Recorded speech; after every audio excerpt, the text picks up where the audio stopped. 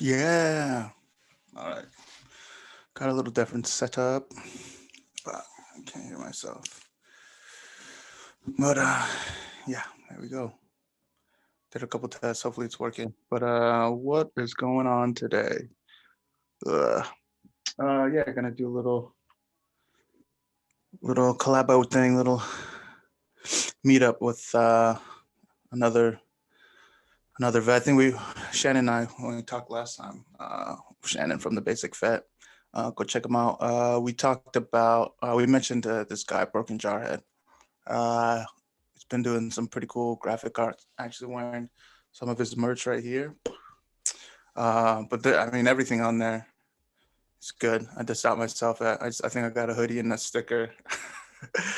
Because I was like, oh, I'll just, I mean, all the designs on there that he does are pretty cool, and they're all relevant. Good military humor. Oh yeah, I got a different setup. Camera's there. Sorry. So hopefully the picture comes out better. Last time, the last one we did. So this learning experience. One, I didn't have the HD recording selected. And then also I was using an earpiece for the audio. So my audio's not so clear. So hopefully, fingers crossed, hope, this setup will work. So not that anyone cares about the logistics of it, just me. But right now, like last time, I'm just rambling to get started, to get warmed up, make sure everything's recording. Yep, I hit the record button. Everything's an angle. I put up more of this fancy soundproofing.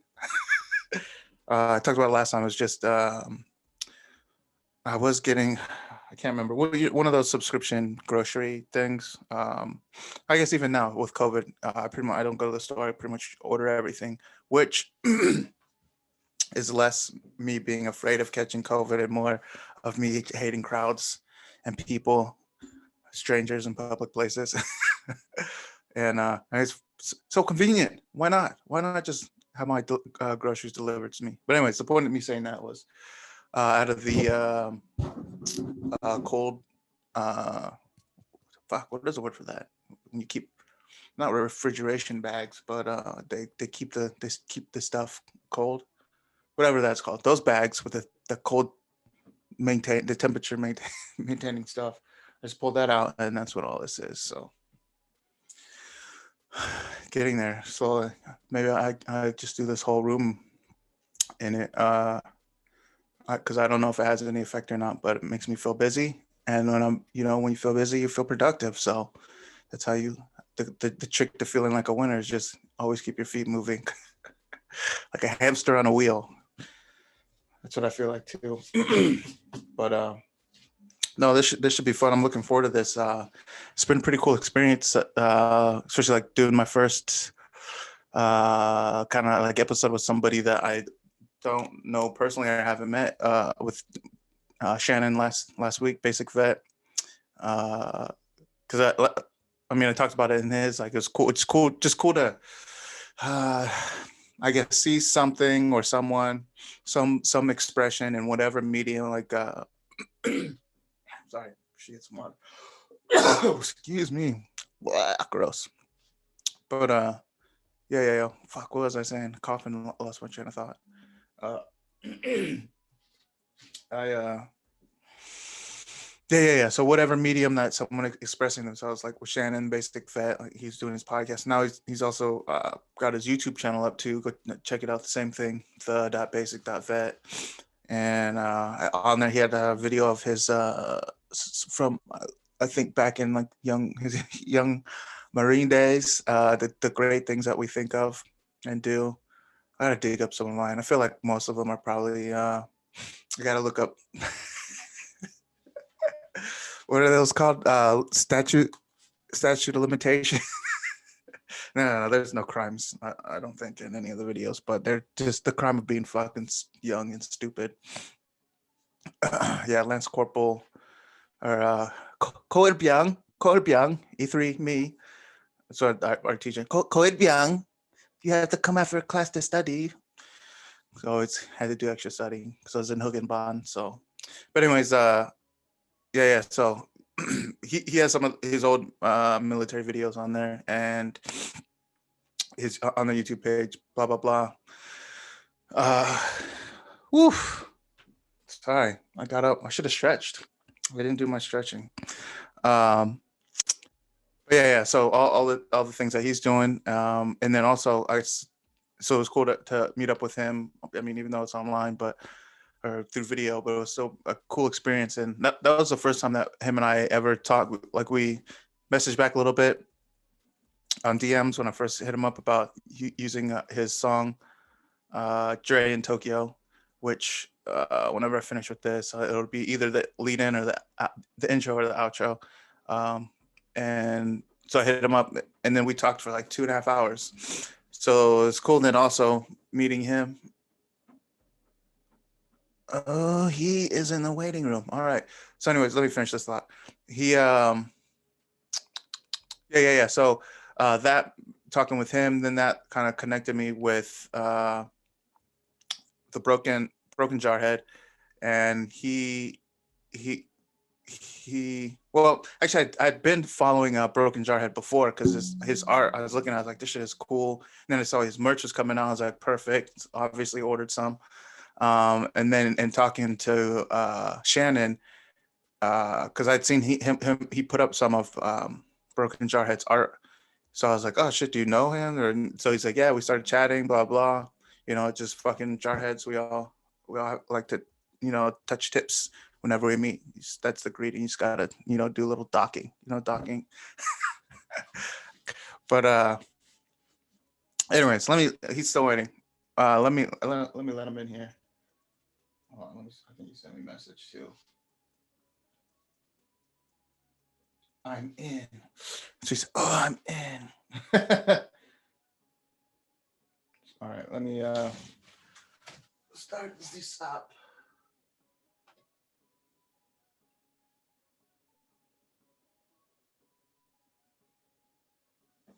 Oh shit.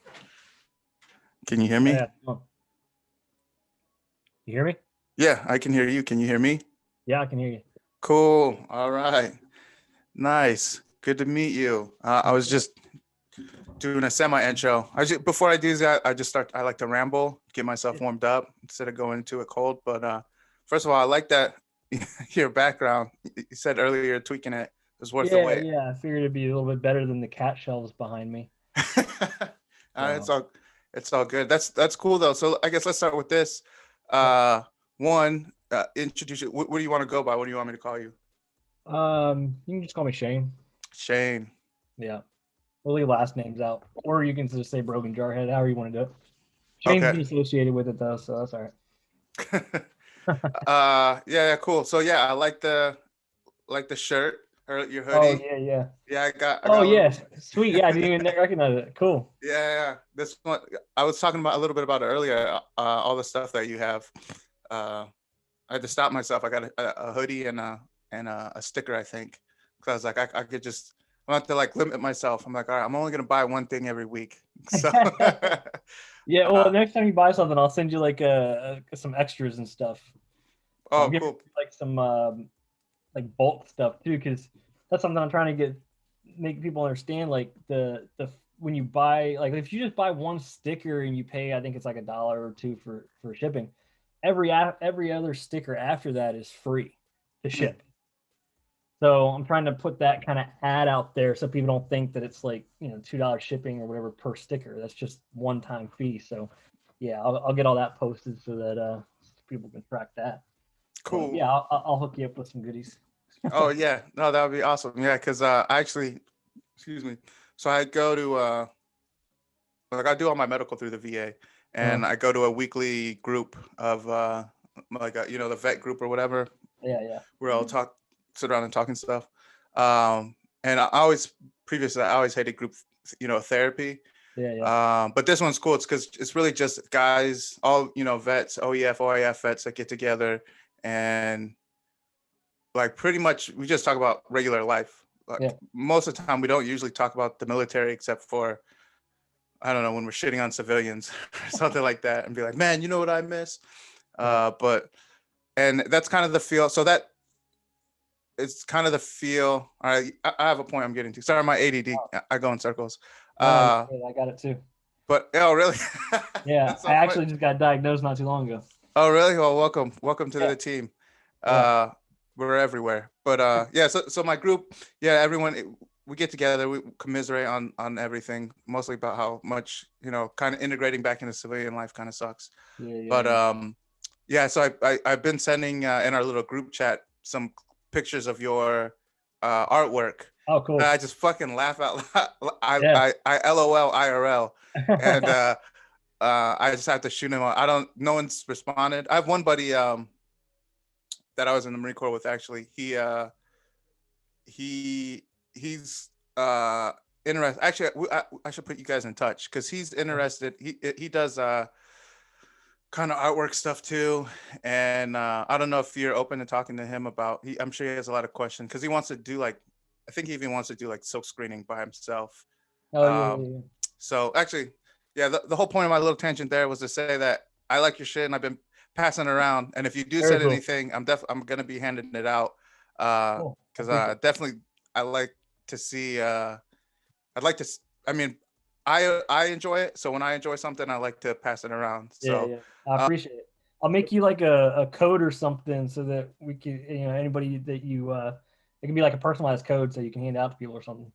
oh, cool. Yeah, yeah, for sure. Yeah.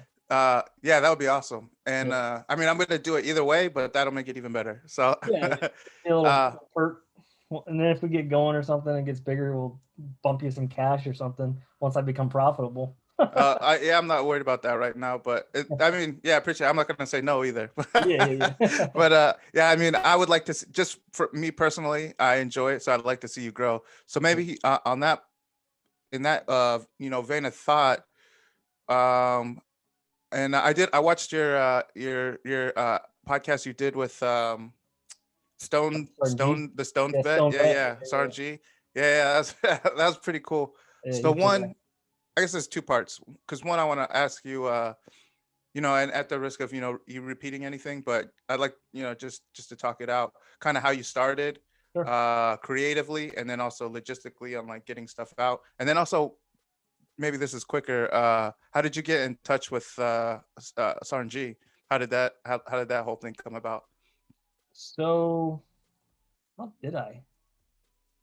I think everything has happened so quickly and all at once. I think he reached out to me. Damn, he's gonna kill me.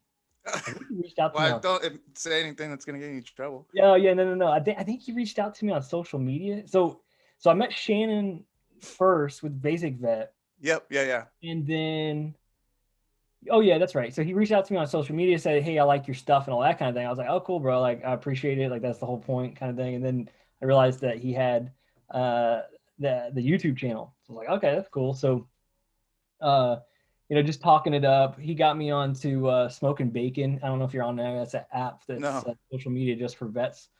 So, I mean, What's for it other called? people, but if you've ever been to Facebook jail, you just go over there and post all your crap there.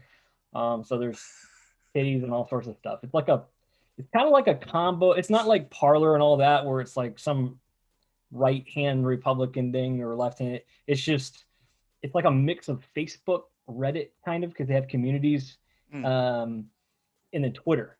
So you can like post your shit in different places. They have like a not safe for work zone, so you can go post titties and stuff like that. So you got me hooked up on there, and then once I was on there, that's when we just did the collaboration to do the interview and that kind of stuff. So he actually, I think he bought something before we actually even uh, contacted each other. But yeah, he basically just cold called me, and I was like, yeah, I hadn't even considered that. I had considered, I mean, my degree's in marketing, so I'm always considering, different avenues of approach for marketing and then helping other vets out and that kind of thing. But I had never even considered podcasts or anything like that, because when I was in college, that's when I owned my first business. When I was in college, YouTube came out when I was a sophomore in college. So like this shit Okay. wasn't a thing during my first business. So yeah, he turned me on to that. I was like, oh, that's kind of cool. I wasn't a huge fan of the video stuff because I had to like fix up my camera and stuff because I was looking away from the camera and all that. But yeah, it's fun just to bounce ideas off of each other. So and he's been a big advocate for all of my stuff. Same minded person, you know, just like you and Basic Vet. It's kind of cool. Everything just boom happened, you know. So, Yeah, yeah, yeah. That's cool. Yeah, that's crazy how it happens. So that's cool. So he actually saw your stuff and then hit and came and hit you up. yeah, So, yeah. so I guess you get a lot of, does that happen a lot, or is it kind of new? Like you said, it's just like out of nowhere. It just kind of seems like everyone's like, oh shit, check this dude out. Yeah, so at first it was on Instagram. So I didn't hone in on Facebook at first or Reddit. I just focused in on Instagram because that's all I ever saw people like using it for influencing and that kind of crap. So I was going pretty hard on there. And so as the follows got up and that kind of thing, what I was getting was a bunch of people like, oh, DM me for, you know, a shout out. And at first I was just, you know, an idiot. And I was like, oh, hey, what's up? I'm glad you like the art kind of thing. And they're like, oh, if you pay me $100, I'll throw your crap up on my site. Okay. So that kept happening and I'm good. So anytime like you hashtag military, Yeah. this one, it's like the same guy with like 50 handles or something. Oh, yeah, yeah, yeah. But I can't remember what it's called. Fuck yeah, Like their stuff's full of just a bunch of like military stock photos. It's yeah, something I can't and like remember. yeah, a bunch of people selfies and shit. Yeah. So Fuck, there's so that's I did that once because I thought it was like legit. And I was like, oh, this dude's got 100,000, 200,000 viewers or stuff. And then I realized that people can actually like buy followers and bots and all that. And I was like, oh, okay. That that explains Yeah. some stuff. So yeah, so that's what I was getting a lot. And then when he reached out, there was another one, Wayward Goat, on there. He's a vet. He actually is the one that got the artwork for the Iron Fist. You haven't been fisted till you've been iron fisted. Uh, Okay, okay. so he reached out to me. He like has a goat farm now, so that's pretty cool. Um, but yeah, so after that initial push where I just started ignoring all of these people or blocking them and stuff like that, then I started getting real vets. Like some of them would just one of them was J Boot, I think was his handle, just stopping by and say, hey, I like your art, keep it going. Because that was the thing, like I didn't know, I didn't get into this to make money. I just wanted to do art. And someone was like, hey, you should try to Right. sell it. I was like, okay, well, cool. Yeah, I'll try it. So yeah, that's what kept me really going is people just saying, hey, I like the art. I appreciate it. It's funny. One guy was like, I haven't seen anything like this since Terminal Lance. So I was like, oh, Oh, that's a that's pretty big interesting. compliment. Yeah, that was a big compliment. So I'm not That's saying huge. Yeah. anything about my stuff, but I had never even considered that. And I was like, well, that's pretty cool. So that kept me motivated to keep going. And then, you know, that's when Shannon reached out and then Sergeant G reached out. And so all of those just happened in the past probably 2 weeks. And then you know, your cryptic following. Everything, yeah, it just all of a sudden happened. It's like I was just going and then there was this plateau and then just boom. As soon as all that started happening, I mean, even before I was on their stuff, but since then too, I started seeing a lot more sales, my stuff getting shared a lot. Um, so yeah, even locally, I have a gunny that's a friend of mine, and he's like, yeah, at work they're talking about the Broken Jarhead. That's cool. That's cool. Damn. Yeah. So, yeah, it's just happened. That's But awesome. That's yeah, awesome, man. Yeah, I think that's another thing. And this probably sounds weird. I don't know how to say it. So I'm just gonna say this. Like, I like your, as I say, I like your personality. But no, it's like you got like a real genuine, um, not aura. My brain's still turning on, but you got like a real genuine vibe. There we go. And I feel like that comes out in your art. yeah, Um, that's what I shoot for. yeah, because it's like there's a lot of irony and there's some like satirical value to it, but it's also cool to look at. So it's like cool to look at, and then it also there's something in there when I look at it, I'm like, oh yeah, I know what he's saying, or Yeah, I can just relate kind to of. that. Like, So I try to layer my stuff. Not that I'm some intelligent, deep thinker, but I try to put little eggs and stuff, hidden eggs and that kind of thing, so that whether you're old school or new school, you can kind of pick it out and appreciate it. So you don't have to necessarily. So like the Dependa. Oh man, that one is so So good. That's one of the ones like I sent around to a bunch of people because I was like, yeah, it just so nailed it. that one blew up. That one blew up big. It was going everywhere. Yeah, like I even after I was done with it, to sound like a douchebag, I even was chuckling myself. I was like, "This is fucking awesome." Um, so You got so it. Sometimes you yeah, got to. so I'll use that one kind of as an example. Um, my wife, she was a Marine as well. She's a contractor, so she's they were talking about it at work and stuff, and someone's like, "Hey, yeah, you should do the Penda." So I was looking, and it's been done before. A lot of my stuff has been done, Blue Falcon, that kind of thing. But I'm trying to get that wow factor, or just so egregious and inappropriate that it's funny. Right. And I Yeah. have no care at all. If I get banned on Facebook or Instagram, I really don't give a shit. I don't like either one of them anyway. Yeah. Uh, I mean, all the followers will be gone, but I'm sure they'll find me again somehow. So not caring if I get banned or what people think, like I want you to be offended by my stuff. I want at least one person to be offended. I want people to unfollow me because I just crossed the line. So that's what I'm always going for. So with that Dependa, I got the behind her or it is the container with brooms in it. So you always hear these like legends about, oh yeah, if she's willing to get down while her husband's on deployment. If I've heard if there's a broom upside down, or if there's a broom by a trash can, or if it's a broom in a red light, all these different things. So Yeah. Yeah. Yeah. I'm gonna make her look badder. So when you look at the Penda patches or stickers or something, you see like some cutesy ones or just a outline, something like that. So I said, okay, I'm gonna beat that. Made her grotesque. Obviously, she has the sergeant rank on her arm, and the lingerie, and then okay, the symbol is a broom against the against the door. I'm gonna put a whole fucking bucket of brooms, so just make it crazy Yeah. and over the top. Put her behind a trailer. I didn't have any like baby hippos to have in the yard, but I envisioned like a bunch of little baby hippos, that kind of thing. So everybody modern day knows about the Dependa, that kind of thing. So everybody can get see that there.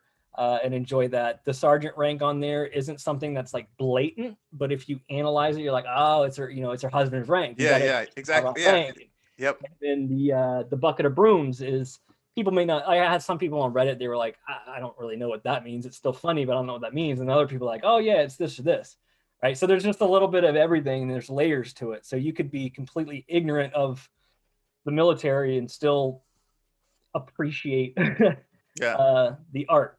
And and then that's kind of how it was like with the green weenie was the first one. Just I was like, well, I'll draw something. So you see like a pickle here and a pickle there. I was like, okay, well, I'm gonna draw a big green hairy dick with "Gotcha bitch" tattooed across his chest. Right. So I just want it to be as outlandish as possible. And then if you want to go buy a shirt with it on, like if you're that bold, that's an option. If you're not, you can want to just get a sticker or something. That's cool. Or just don't do anything. Just go enjoy the art. Like you can go to my website and just do the art gallery. You can subscribe, and every week when I drop a new art, I'll send it to you. So that's really what I want from the genuine piece that you're talking about. I'm not doing this to make money. I make good money in the in the government. That's the only reason I can afford this, because I'm just throwing cash Right. everywhere, different supplies and marketing and different stuff like that. So if it works out, it works out. If not, if I can at least like make enough money to continue, hosting the web domain and all that, because I do it all myself. That's what it's all about. All I care about is that it boosts morale. If somebody's sitting in the barracks Saturday night and is bummed and drinking or whatever, like look at my shit and make you smile. That's pretty much it. I really don't care if you buy my stuff and wear it. Obviously it's cool if you do. But it's not a money thing for me. It's if you buy my shit, I feel honored. Like I feel like I've connected with you or you've connected with me. So it's more of an honor thing, because I'm not looking to make money out of this. So if it happens, it happens. If not, I'm fine with just continuing to do as much art as I can. Damn, that's cool. I like that. Yeah. Yeah. Yeah. For sure. And like you saying you felt honored when people, buy your stuff or whatever. Like I felt on, like it was cool for me personally. Like I found this cool thing, and then to be able to like hit you up, and then Yeah, obviously you're in the Marines as well. yeah, yeah. So that's a cool thing that I've run into. The same thing with Shannon. It was just kind of like, I don't know what it is about vets, but it's kind of, I don't know. I don't know. It's because we all kind of have like kind of an assumed shared Yeah, history, I guess, in a way. So it's kind of that's like we're all just like cousins, at yeah, least. absolutely. That's what I told Sergeant G. Like, if my mom called me at midnight, I'd be like, "What are you doing? Don't call me." But if you call me or a vet called me or something like that and needs to talk, be like, "Okay, let's do it." I'm here for you right now. So yeah, people ran through, these random strangers um, are touching base, and yeah, it means a lot to be able to connect with people because that's what you lose when you get out is that camaraderie. For sure. Yeah, yeah, definitely.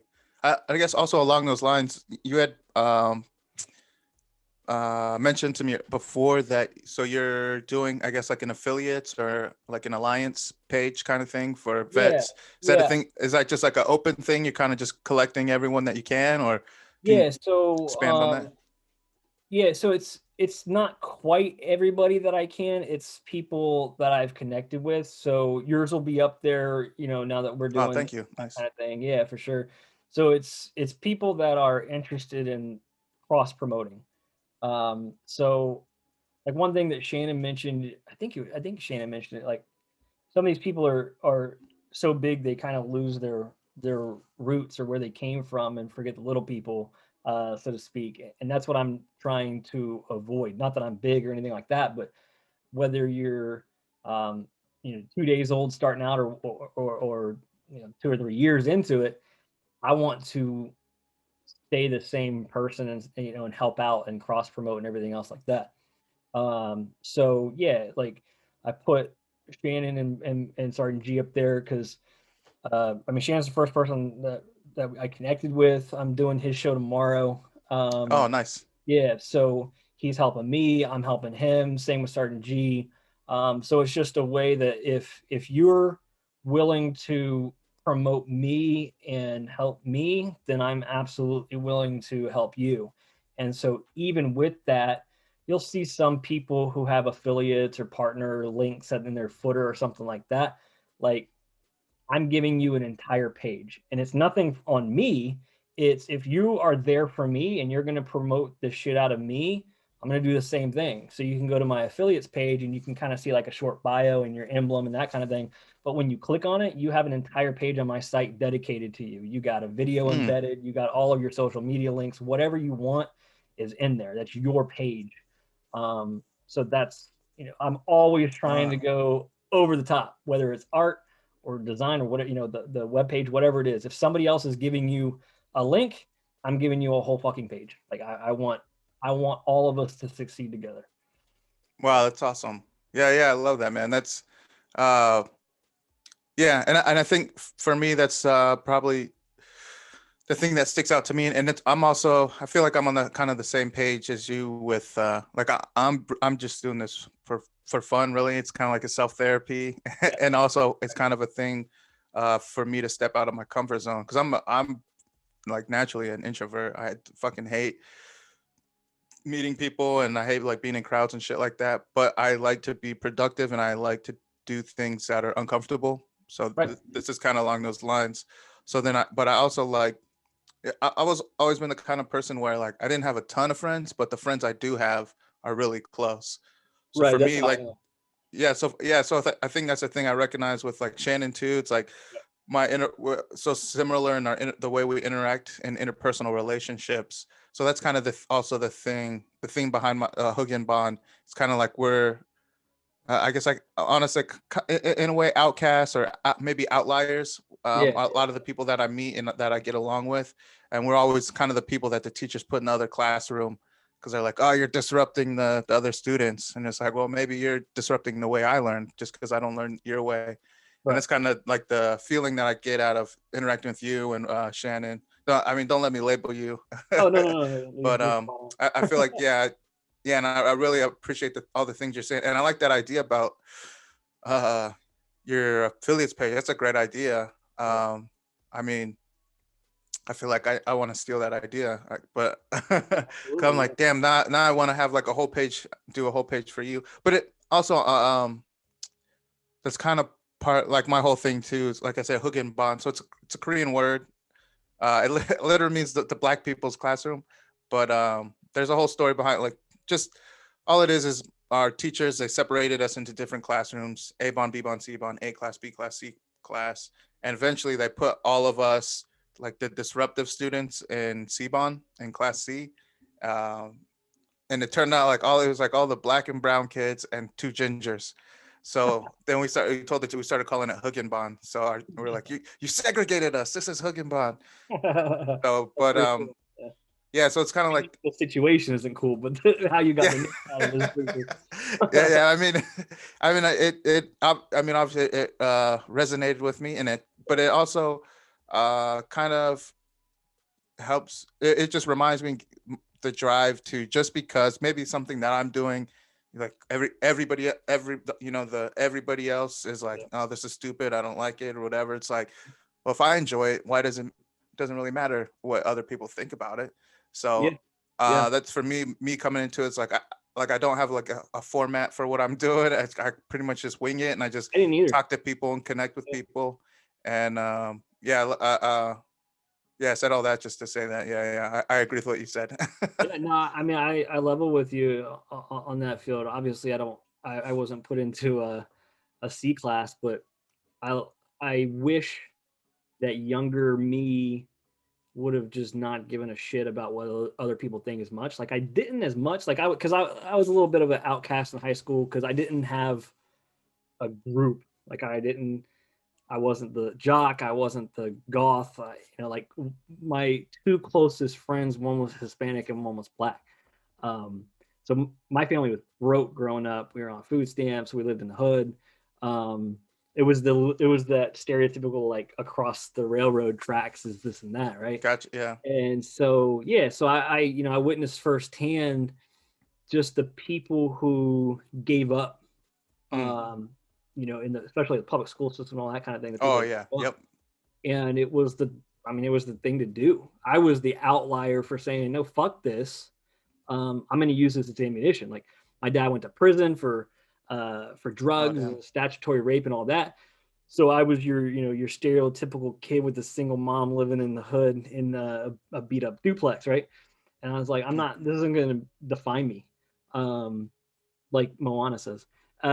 So like this isn't going to Shout out define to me. your Moana picture too. Exactly. Yeah, Dark Disney. Oh, So Dark yeah, Disney. I was Yeah, like, we'll talk about that in a minute. But this isn't going to define me. I'm going to use this as motivation, and I had people around me. They're like, well, what are you going to do when you get out of high school? I'm going to, sell drugs, or I'm going to go work in a factory like my dad did, or whatever it may be. I had friends that got killed, a lot of yeah, drugs, that kind of thing. And I was like, nope, I'm going to be the outlier. And so, but then when I decided to leave and go to college, I was an outcast. I wasn't just an outlier. I was an outcast because now it was, oh, you think you're better than me? And that's when I finally came yeah. to the Sorry, decision. one second. Yeah. When you said you're not, you mean from the people back home? They said Yeah, yeah. So the because people you back went to college, home, they're like, oh, you're better than us. You're leaving, kind of thing. right? Yeah. So while I was an outlier with some of these other or the outcasts, I guess, of the other people, I became the outcast of the outcasts. So then Well, all of okay. friends of mine, quote unquote friends of mine, I have a couple. Well, I have like one that I still talk to.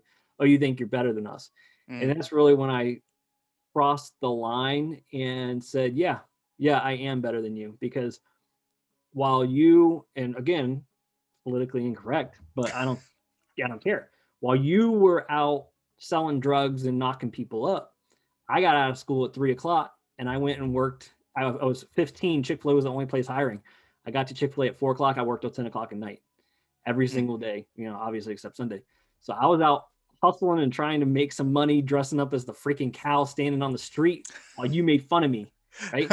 I was out there doing all that. So yeah, when it comes to crunch time and you're going to sit here and do what your parents did and your grandparents did, and I'm going to better myself. Yeah, I am better than you, you know? So it's nothing against anybody in that situation, but I did it. And if I can do it, you can do it. I put myself through college. Um, I started a business by myself. I didn't have anybody. I didn't have a rich dad to give me any investment to start. I just hustled. I ate on $20 a week of food. It was a lot of spaghetti. I measured out my cereal. I counted my lunch meat. Wow. Yeah. Wow. And then it was successful. And then after a few years, I sold it. I played poker full time for 2 years, and then I got bored and joined the Marine Corps. Like you played professionally, or Yeah, I or I wouldn't call guess myself to make money. You Yeah. sustained your So stuff it doing was it. my profession, but I wasn't like, I wasn't on the screen with like Daniel Negreanu and stuff. I didn't play tournaments much. I was like that sleazy guy that went to card rooms. Oh, okay. You're the Matt Damon. Yeah. What is that? Rounders. Is that Swingers? Oh, Rounders. Rounders. Yeah. Yeah, you Great could go movie. swingers Yeah. too. I mean, it was all inclusive. Yeah, so I did that just for fun, and I was good at it. But it just got boring after a while, which is weird for people to understand because they're like, oh yeah, making money is so boring, but it just became a chore. The casino became a job, and I was logging in hours, and so I got bored. Again, the ADD, and joined Marine Corps. So after Marine Corps got you good. After, I was grabbing my notebook. I don't want to. Okay. After Marine Corps, used the GI Bill, and I got a master's degree in law. Damn. Basically, all that to say, you can do whatever you want. Don't let anybody else define you. I was not a good Marine. Like I was the shitbag Marine to everybody. But I was always there for my peers. I was 25 when I went in. Okay. I turned 24 at MCT. Did you? Yeah. Yeah. So like my gunny was, when I was 30, my gunny was the same age as me, and he just assumed I had a chip on my shoulder. Oh shit. Yeah. I remember you were talking about this. Yeah. Yeah. So basically, just don't let anybody shit on your dreams if you're active duty right now and you're looking at getting out and you have all these goals. All those staff NCOs that are shitting on you, they're gonna come to you. Like no shit. I have 2 weeks ago, my old master guns reached out to me because he was retiring and he was asking for a copy of my resume so he could model it a little bit. Those same people are going to reach out to you. Don't let them shit on you.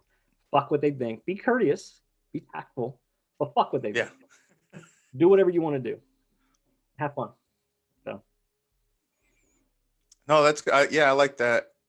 That's good advice, and it's definitely something. Oh, excuse me. I would say that's a big big thing, right? Transitioning from active duty into civilian world, and it's. I mean, with I have an idea of what you did. So in what we did, like there's not all MOSs translate well directly into the civilian world. However, I think the kind of the skills, the ability to, like you said, tactically or tactfully navigate management in the Marine Corps, because you're always avoiding being executed, like at every moment.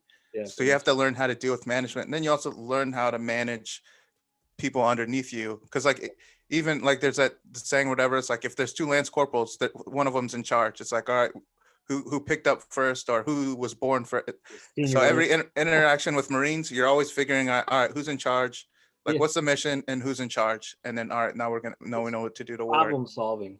Yes. And huge. If you can relate on your resume problem solving and leadership, you're gonna go far. And attention to detail, because those are things. I mean, I'm a government civilian, but those are the things in the real world. Before the Marine Corps, I was in the business world. Those are the things that set people apart. So not everybody that's good at their job should be a manager or a leader. Agree. That doesn't mean you can manage people. You could be the best, salesperson. That doesn't mean you can manage salespeople. Yep. But when you can explain how you can prioritize tasks, you can delegate those tasks, and you can get a job done as a team while keeping morale up, that's huge. Yep. So if you're a grunt and you've been in battle and you've been in a gunfight and you're telling people where to go, their lives are in your hands. That relates to the real world, but it takes some ingenuity to think of how to phrase that kind of thing. Not, well, I was in fucking battle, so obviously I can be a manager at Best Buy. Like, fuck you, right? Yeah. You have to show it. You have to quantitative data, quality data, and explain how under extremely stressful situations, when it's legitimately life and death, Yep. you can keep a cool head. You can figure out and prioritize what you need to do, what the mission is, and how you can complete it. Yep. And then when you figure it out, not only can you figure it out, you can explain to your subordinates how to go about completing the mission. That goes on a resume. Agree. So continue along that line then, if you don't mind talking about it. You can keep it as limited as you want. But so when you, what year did you get out actually? And then how long did it take you before you were working after you got out? So I was lucky because I was still on terminal when I started, so I got to double dip. So So I got out in May of 17. Okay. My wife got out in February of 17. So we were stationed in California. She moved out to Maryland. So we were separated for a few months, which, I mean, it's not, I mean, obviously you have deployments and stuff. It wasn't, oh, we were separated. It was more the money piece. We were paying for rent Yeah. California and rent in DC. Oof, Or yeah. around DC, yeah. So I was panicking a little bit because she was making good money, fortunately, but I didn't know what I was going to do. Her job set was a little bit more broad than mine. Mine was more niche.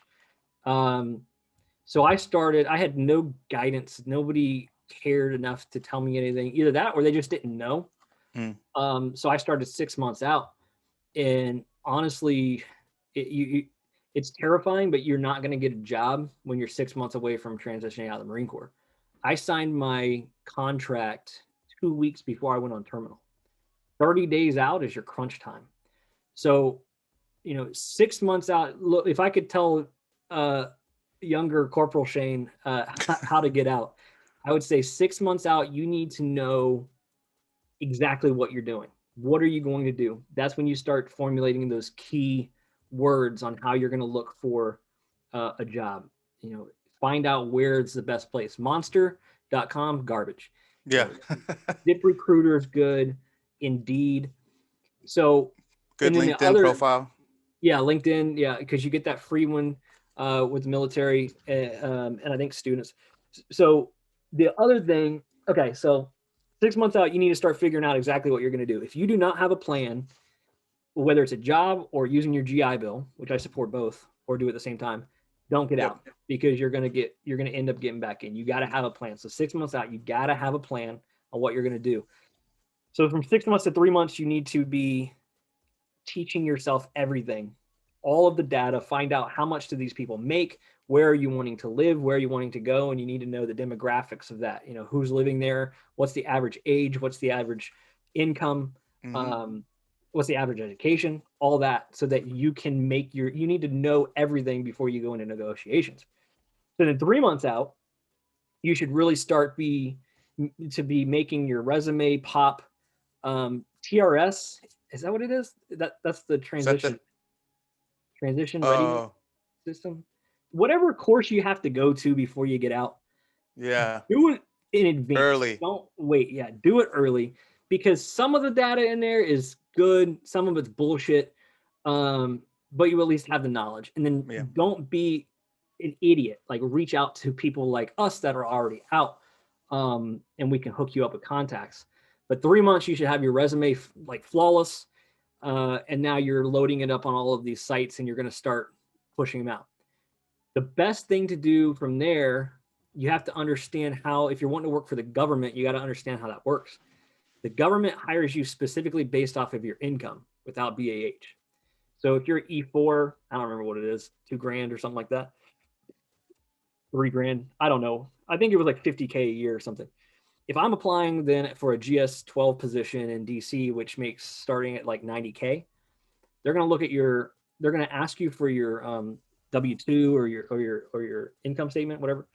I was thinking a pay stub. And they're going to say, oh, you make 50, you don't qualify for 12. That's it. It doesn't matter what you've done. Doesn't matter how much education you have. Doesn't matter if you're an E4. Doesn't matter if you're E9. They specifically look at your income. So if you're wanting to transition into the government, your best option is to go contracting.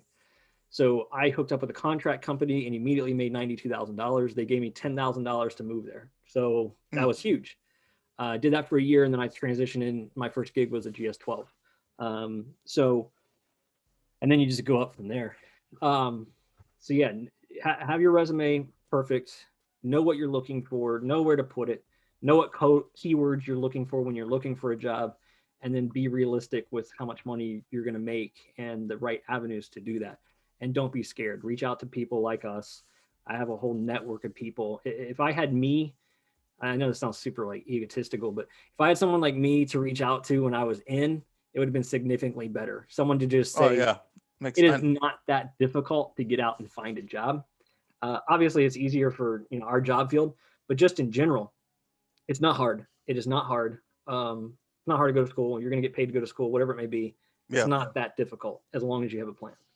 So, Oh no, no, yeah, I agree. That's great advice, and I don't think it's egotistical to say that because, I mean, every year I tell myself I'm like, fuck, if I could go back knowing now, take the knowledge I have now back to whenever, even last year, I feel like just the amount of things So obviously you know more now than you did then. So it's definitely be beneficial. And I think a thing about vets is we're bad at asking for help.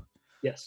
But we are decent at like connecting with other people, like people that we see as peers. Right. So yeah, I mean, I know the VA has all kinds of thing. They advertise their resources for helping with this and with that. And I guess that's not so helpful for people that Well, are still active duty and about to get out. yeah, so I didn't use much of the VA's assistance for stuff like even insurance and stuff because my wife had it all set up. So I've never had to worry about the VA insurance and all that kind of crap. So I've been lucky there. But I do remember, yeah, like you're saying, most of those VA pieces are when you're out. So like a month after I got out, I got like all of this VA paraphernalia about all of these things I can do, and be like, well, that Yeah, would have been good like a month before I got out, not a month yeah, after. But I do remember the VA dude that was getting all my stuff together was very helpful and more than willing to help. So yeah, utilize those people because they're on base. Utilize them. Don't wait till you're checking out or what is it, 60 days out when you're getting all your medical stuff together. Oh, that's yeah. another key Or thing. the last week. Yeah, that's another key thing right there. Go get seen for all your shit that you Yes, the with you. final physical. Yep, Yeah, get do the everything final on there. physical. And then when you get out, you're never going to get as much as you should. Appeal everything that you got denied for. As long as it's within a year, you get backdated. So it took me 10 months to fight this one piece with a surgery that I had. It was military related. I had to get surgery. And after 10 months, they finally said, okay, yeah, you are going to get X amount of percent for it. And I got $18,000 cash dropped into my account. So whatever they're giving you problems for when you're active, just say, okay, whatever, fuck it. And then when you get out, file an appeal Mm. on what is it, Yep. ebenefits.gov, Yeah. and they'll do all of the legwork for you. They'll contact the people to go to, all the doctors, all that. If you have to go 30 miles, they'll pay you for your gas, everything. You just go, show up, complain, whine, and moan, and get paid. Oh wow, that's good. So yeah, I kind of went through that. I didn't do the appeal, but I did go through the process of filing everything. I don't know. When I did it, it seemed complete. It was the most daunting thing, and then also like filling out all the paperwork, and also it's like I have ADD, and it's funny. Like I'm filling out this information, and it's like I'm literally filling out stuff that's like, yeah, I'm really bad at doing long forms. I lose my attention, blah blah blah. And they're like, well, we need more details on this. I'm like, fuck. Oh yeah, So I it know. took me forever. Once I finally got it in, and it turned out not as bad as I thought it would be. But for the appeal thing, so you did do an appeal because I've been looking at doing it because I left a couple of things off there. Like I literally have a broken bone in my wrist, and they have X-rays and all that stuff, but Yeah. they didn't count it. But So yeah. You do the appeal, and they'll hook you up with like VA people or someone that they work with. But what I did, um, I went and saw their people, but I also went. I mean, out here in DC area, Maryland, Johns Hopkins is big. So I went to my primary care provider that I had here and had him fill out the paperwork as well. So that's a good that way, idea. if they wanted to fight anything, it's the VA against a Johns Hopkins trained doctor. So I'm Right. going to win that. But it didn't even have to come to that. so mine was for, so one of it was for anxiety, depression, that kind of stuff. And, uh, and they saw me for that. They, diagnosed me and stuff like that, fill out the paperwork, and yeah, boom. I got the backdated stuff. It's super easy. They're very helpful. They're a lot nicer to you. And if you don't like what they tell you, you can tell them. The nice thing about being a civilian is you can tell them to fuck off. And Yeah. you can literally go doctor to doctor until someone finally says, "Yeah, you are crazy," or whatever it may be. Yeah. So yeah. Yeah. Definitely the appeals.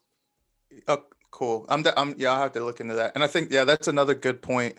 A thing that for me, when I transitioned out, it's kind of like, because when you're in the Marine Corps, I was in for 9 years, and, it gets conditioned into your head that, well, at least for enlisted, it's probably different for officers, but for the enlisted, it gets drilled into your head that you don't know anything except for what, the Marine Corps tells you to know. Yeah. So, and especially like for injuries, like I was saying with my wrist, I went through, I was within my last year or two of not the last 2 years of my second enlistment. And like I had a injury in my wrist, and I was like, fuck it, I'll go to medical.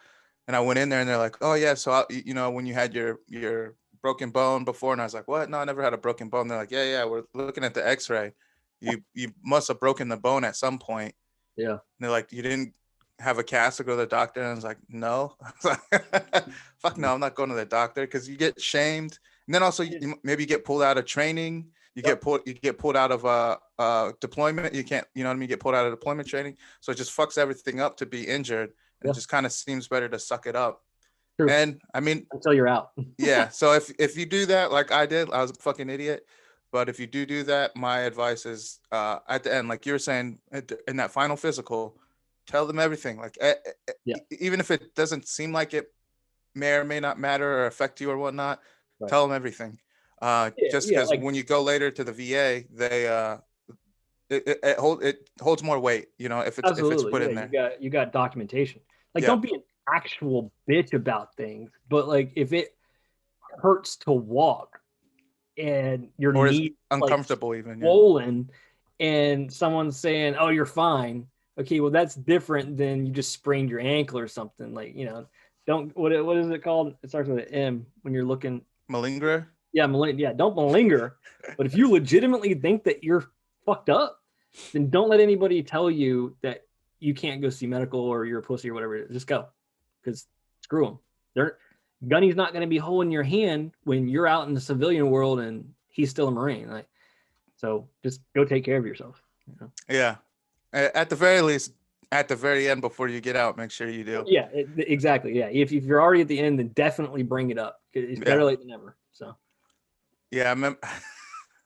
There's a funny thing about the military, and a thing that civilians don't understand. So were you ever? How do I say this? Like the whole process of, even like, say in the morning when you're active duty, you wake up and you're like, oh, I'm sick. Like nowadays, as a civilian, you used to be like, send someone a text and be like, hey, I'm not coming in today. Yeah, I got sick. In the Marine Corps, it's like, all right, so you got to get up, you got to go to formation anyways. So then from formation, you got to be like, hey, I'm going to sick call. And you go to sick call, then they may or may not give you chit. If they give you chit, they're like, okay, yeah, you are sick. You get a chit that says either stay in the, what is it, confined to quarters or whatever, or, and then, so then you have to take that to the BA, the unit medical, to have the unit medical sign off on it. Then you have to take that. Then it's like noon by now. Then you have to take it to the either the company or the battalion office and have them sign off on it, or wait for them to come back from lunch. So by the time you get all that shit done, it's like already afternoon already. Yeah. So ridiculous. So for me, I think a big So it was kind of just an adjustment. Well, and if you're legitimately sick, then if you have to do all of that stuff, it's like, well, I can either do that or I can just drag my ass to work and sit there. Yeah. Right. Whatever it may be. So yeah, a lot of people just don't go through the whole process because it is painstaking. Yeah. Like here now, like you said, I can just roll over and be like, yeah, I don't feel good, so I'm not coming in. Like, okay, you got sick leave. I think if I have I have to have a doctor's note after like 3 days or something. Right. Yeah. Yeah. And even Yeah. then, I can just email my doctor, like, yeah, I haven't felt good. Can you shoot me a note? Yep. Done. So yeah, you have sick leave. I use my sick leave, but yeah, that's a good point. Yeah, by noon, it just you're still not in bed. Yep. Uh, so yeah, yeah. So where was I trying to go with that? Oh yeah, yeah, yeah. I say all that just to agree with what you're saying, and that's a message that people that I was never given really. But make sure you take care of yourself, Yeah. because I mean you got to live with your body for the rest of your life, obviously. Yeah. Um, and I'm trying to think for you, were there any other, I guess, big? So you said for the most part, when you got out all your stuff at the VA, that was a pretty smooth process for you. Yeah. I mean, one thing that's nice too now is everything's digital. Yeah, true. When you transition out, like your new doctor, if you get it set up or whatever. So, like I said, I'm with Johns Hopkins. All of my medical records from the military transferred over electronically. So, a lot of the issues that you heard about, or I heard about when I was in, when everything was just hard copy, has gone away because their systems sync up.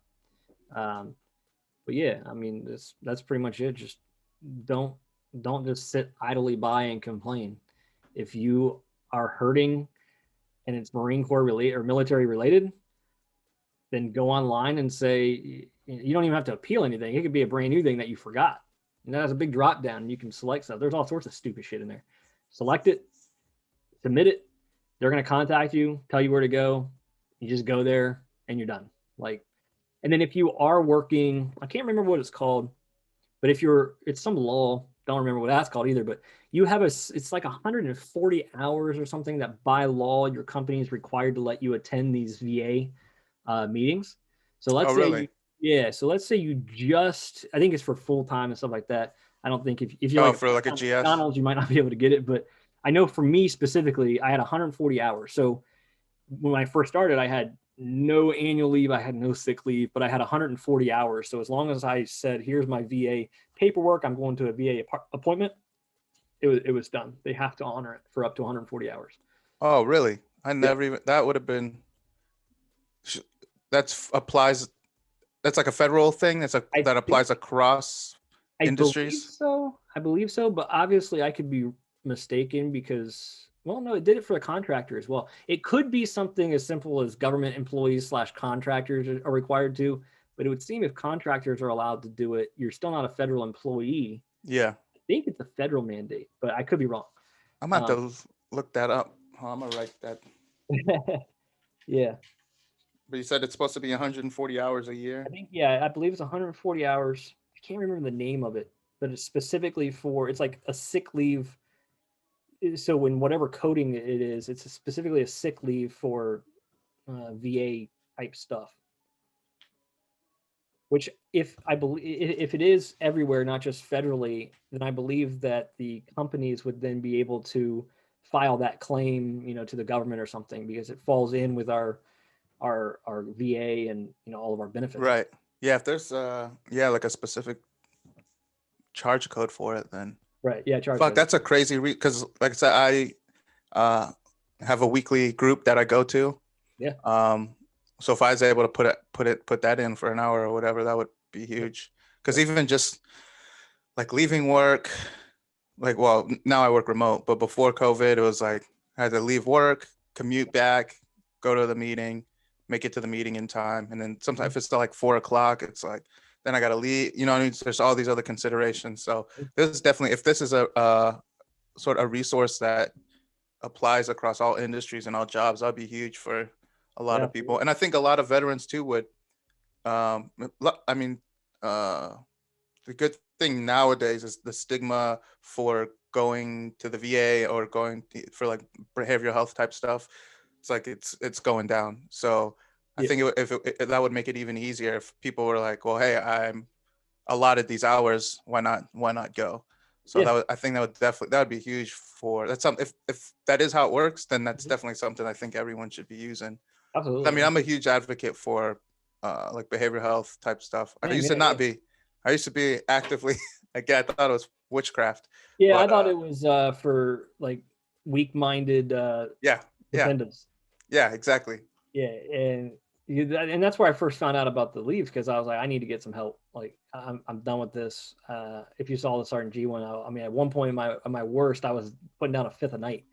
Uh, Oh wow. and yeah, I was just self-medicating to the extreme, and I was like, no, this is gonna ruin my family. This is gonna ruin me.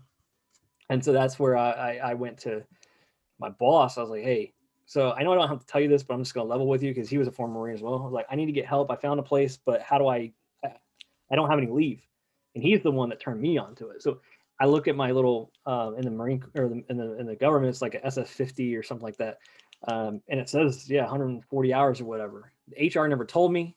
I never got briefed into it when I got the new job. Nothing.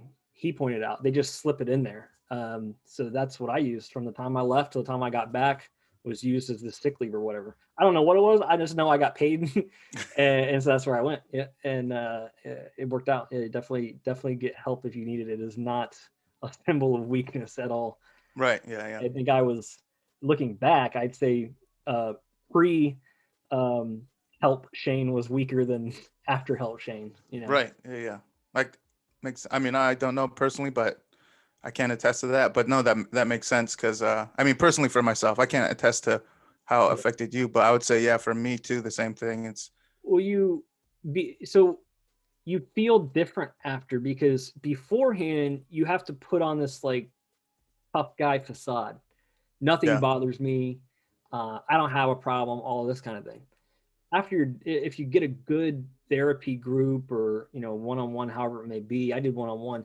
If you get a good one that actually challenges you and make you think, like I yeah, told my guy, I'm not going to be, because I was still under that mindset that was like, a 3-year thing. I was like, I'm not going to be here for 3 years. Like, I want you to fix the problem in my mind so I can control it. I was there for 13 weeks. I wasn't there like 13 straight weeks. Like, I went off and on, oh, okay, 13 weeks.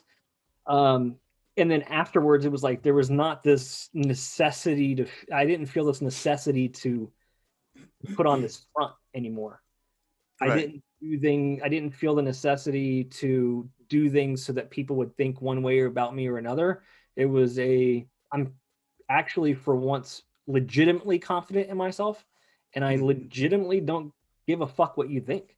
mm, So it's that changed powerful, a lot. I'm like, shit, 34 years to get to this point, and I finally can like close that book from before, and actually like live my life and be mm, here now, and enjoy life and actually be happy again.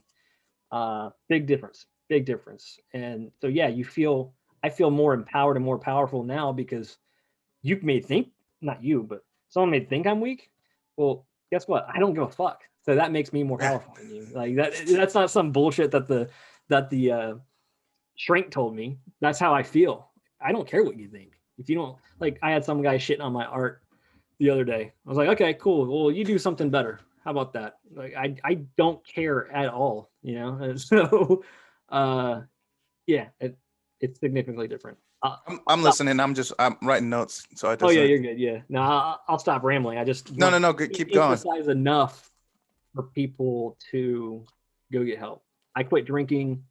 Um, I thought, oh, if I quit drinking, then if someone offers me a drink and then I say, oh no, I'm good, they're gonna be like, oh, what? Did you stop drinking or something? And I'll be like, oh yeah, my name's Shane. I'm an alcoholic or something. Like, and finally, after counseling, I was like, I don't even just piss off. Like, I don't want to drink. Yeah, So you don't got to explain it. Yeah, completely. Because it wasn't conductive to the life that I wanted to lead. And that's what I told Sergeant G. I was like, now I got all this. It's been almost a year. I didn't go to AA or anything. Like, I wasn't like a raging. Well, the fifth of night, I was pretty bad, but that was a while back. I controlled myself out of that. But yeah, I was like, shit, I got all this time on my hands. Like, I actually wake up and I don't feel dehydrated and like shit. mm, Like, yeah, I wake up and I pop up, and it's like, I got all this extra time on my hands. What can I do? And it's like, let's make a business. Let's yeah, draw. yeah, Yeah. So, if you need help, go get help. If you want to stop drinking and don't care what anybody else thinks. Like, if you're sick of waking up hungover, just stop waking up hungover. yeah, yeah. So, Exactly. yeah. Yeah, I agree. And I connect with a lot of the things that you said because so I when I was active duty, yeah, I guess I would say raging. I drank a lot. I drank a Yeah. lot, but and I told kind of the story, or I did tell the story to Shannon last time about how I actually went to military SARP. It's a substance After? abuse rehabilitation program in San Diego. Yeah. Um, but it was kind of like I was Sapper worried. sex. The only reason I oh sorry, do you need a Oh, oh no, sorry. I said sapper. Sapper is sexual abuse. oh yeah, Keep going. I was just Sacco. correcting myself. Yeah. Sacco is Sacco. Yeah, the yeah. guy. Okay. Yeah, yeah. But Sapper. Sacco. yeah, that's important too. So It's yeah, important too, but not what you're talking about. but long story short, yeah, I wouldn't have gotten into going to therapy if I hadn't gone to the inpatient treatment for rehab. Yeah. Because like when I went, I was like, oh yeah, I figured they're gonna tell me, oh, this is what happens when you drink this and that. And Right. I was 30 days sober before I even got to rehab. Because it was like when I made the decision for myself, Yeah. I was like, yep, all right, I'm not drinking. And then I went and I was like, hey, I think I need to take classes or whatever. And then they're like, all right, yeah, tell us how many blackouts do you have and blah, blah. I was like, well, every time I drink. That's the point. I drink until I black out. And they're like, so how many times? I was like, there was a point when it was like, because I was drinking during the week, so it was like 3 or 4 times a week, and they're like, that's not good for your brain. You're literally killing yourself. And They're that's why like, I'm fucking here. imagine. They're like, that's the same thing as if you're without the like physical trauma, but it's almost the same thing as getting knocked out 3 or 4 times a week. Huh. I was like, all right, that's interesting. But anyway, so luckily for me, and part of the point of me saying this is, so there is a whole stigma about it, but I got lucky. My buddy was the assistant Sacco. So I went and talked to him to kind of like bounce it off of him to be like, hey, I'm thinking about like formally applying to whatever the program is. And I'm just worried that the command is going to be like, oh, this piece of shit, whatever. And he's like, all right, I'll find out for you. So he went in there and he talked to them. And when he came back, he's like, no, everyone says that if you do it, they will think better of me. Yeah. They were like, oh, well, they're like, hey, thank you for coming to us before you Right. are like fucking, we have to go pick you up for a DUI or fucking some other shit like that. Yeah. All you're Uh, saying is, hey, I think I might be having a problem. I think I need to like chill and I need someone to help me. yeah, yeah, But I have seen people that get punished for that. They yeah, yeah, voluntarily do it, and then they get punished for it. It's like you. I mean, obviously, I'm guilty for my behavior, but if the Marine Corps drove me into becoming a raging alcoholic and then punished me when I wanted to stop. right. What message does that send to people? Yeah. You know, That, so yeah, the wrong one for sure. Like, yeah. so yeah, there's another thing too. I don't know if I cap off what I was trying to say. Whatever I was saying, I was agreeing with you. Let's just say that. Oh, you And, said yeah. You said you didn't realize like the seriousness of it until you went and did your right. Oh, yeah, yeah. So that's when I kind of figure out the value of behavioral health.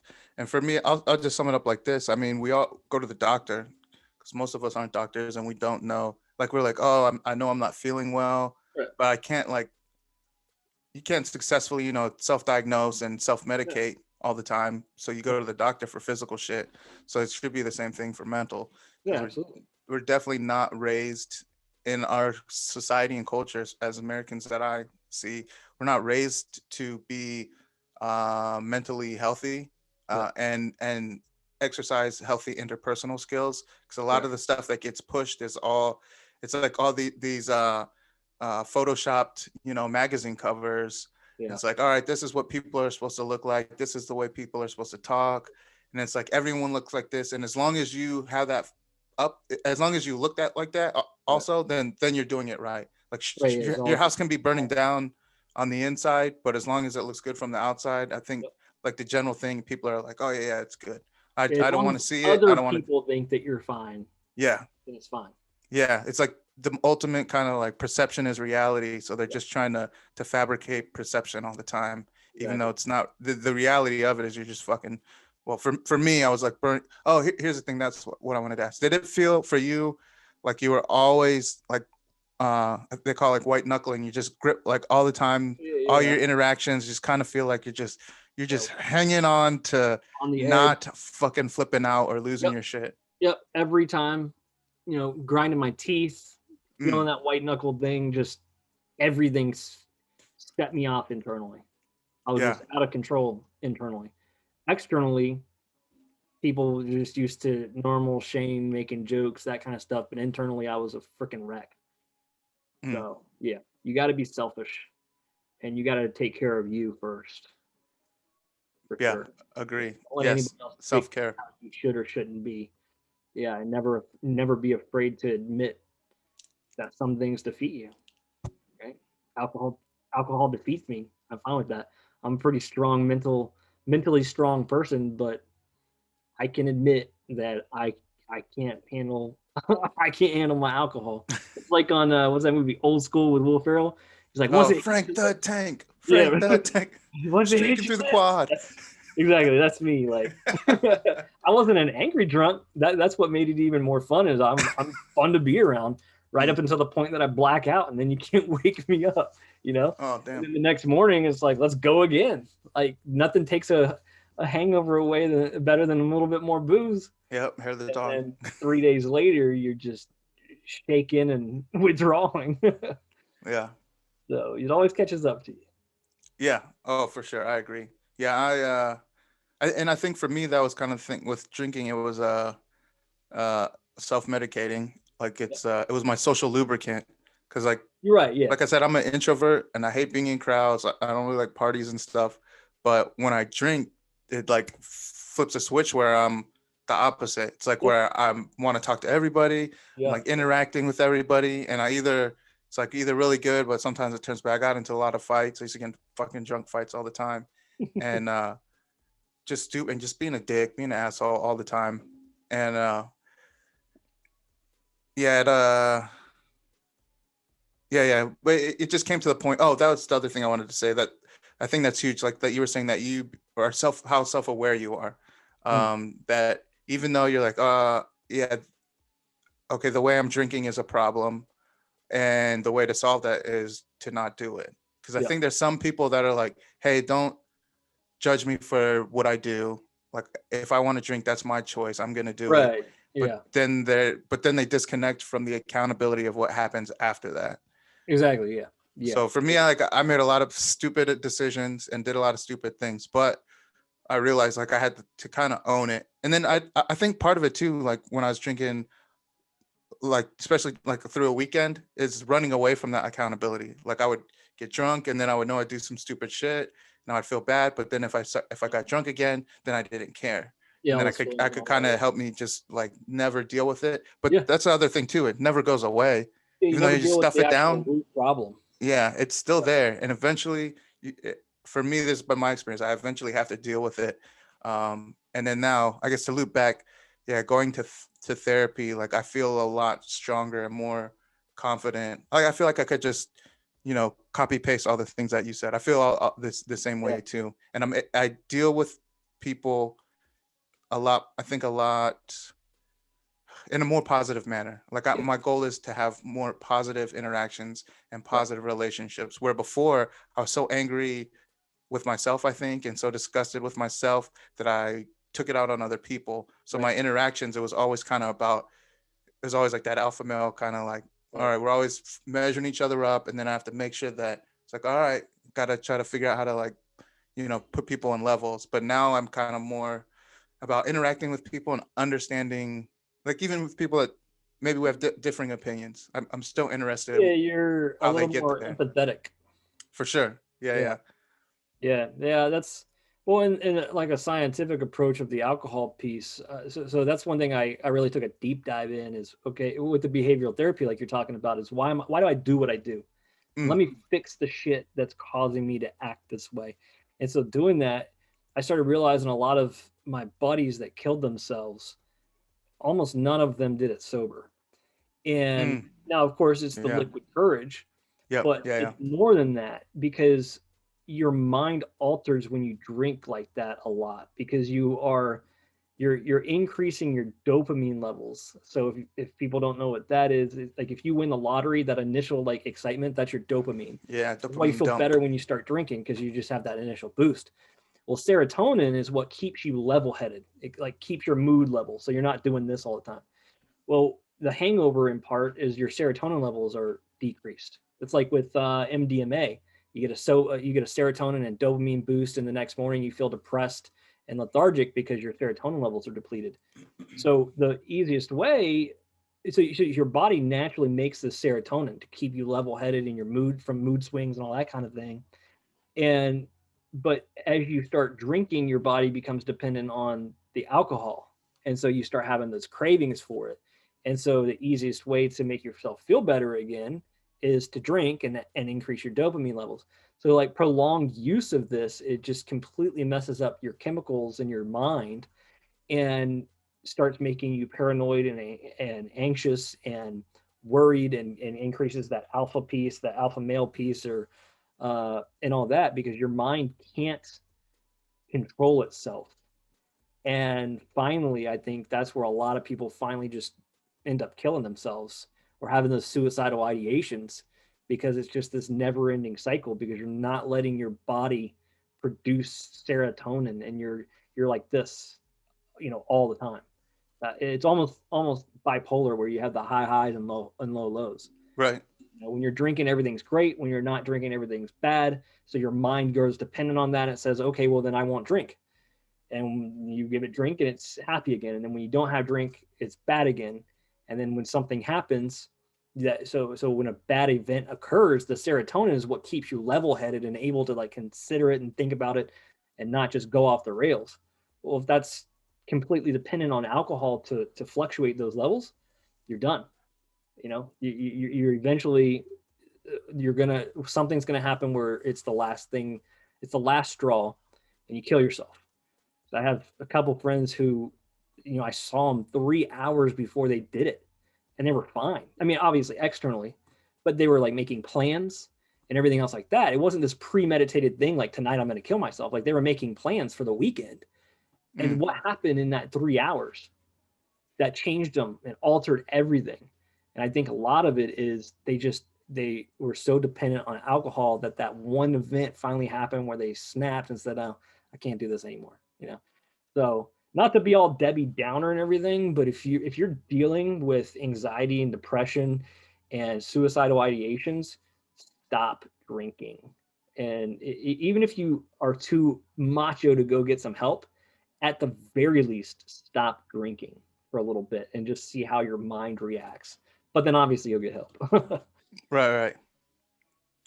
Yeah, I agree. Yeah, and I mean, I guess I don't think it's a Debbie Downer thing because it's a real thing. And like you said, you have multiple friends that you've lost to suicide. Me as well. And yeah, I won't get too deep into it, but I'll say that yeah, I'll have to look what the whatever that little hotline is for the VA or whatever when you're Yeah, feeling yeah, drop suicidal. that down in I have the. to pop that up here. But that's so yeah, I guess there's two sides to like suicidal type stuff because there's obviously you want to get help for the people that are going through it, and Right. then also it also affects the people that are left. True. Um, so it's like one of my friends that she killed herself, and it's kind of like yeah, well she's done. I mean she's done now, so now, now she doesn't have to worry about anything. Yeah. Yeah. Um, and for a little bit, there was a little while where I kind of like, went through the thing in my head of like, oh, well, maybe if I had called her more often, or if I had done Yeah, this, there's or if always I'd that done that. initial guilt. But Yeah. it's like, after a while, I got into it. It's kind of like, I, yeah, yeah. I mean, the simple thing to say is like, yeah, it's not my fault. But it's also, it's like, I tried to put myself in her shoes. So I was like, all right, so say I was going to kill myself. What would it take for someone to talk me out of it? And me thinking, I'm like, no one's going to talk me out of it. Yeah. I'm It's a only, stubborn it's going person. to be me. There's not like some magic phrase that someone Yeah. will say. And then I'll be like, oh yeah, you know what? Yeah. I'm not going to do this. I'm not Yeah. going to kill Never mind. myself now. Yeah. Yeah. So it's all internal. And so, I mean, there are things that you can do to be supportive to your friends, listen to them, give them resources. And obviously, the best is professional help, because I mean, I'm not a doctor. Like if my friend fucking broke their arm, you know, I could give them a splint or like a makeshift sling, but it's not going to do them any good in the long term. Yeah, you're So not setting their bones back in place or anything. right, yeah, Just exactly. kind of So put a band-aid on the problem. exactly. So it's kind of I feel the same thing. Definitely be supportive to Yeah. people, and I like to feel like I'm open enough for. I mean, I've had friends talk to me like through suicidal type stuff, but in the end, it's kind of like it really comes down to them and their decision. Because Yeah. it's like if and They're then a gonna, lot of times when people talk about it, they are, you know, they kind of want in a way someone to talk them out of it or tell them, you know what, you're of value to me. But looking for it, an escape. right. Yeah. So in the end, it's like I said, it really just comes down to them. So it's yeah, there's no magic fucking pill for it. And unfortunately, just and it's a super high population in the military and Yeah, the veterans and see that go that's through it. part of it too. Like you mentioned, there's no magic pill for it. I think part of the problem is that I didn't really learn until I did the behavioral therapy. Is there's so many so okay, for Marines at least, the average Marine has like a daddy issue Yeah, or yeah. something. So So yeah. yeah.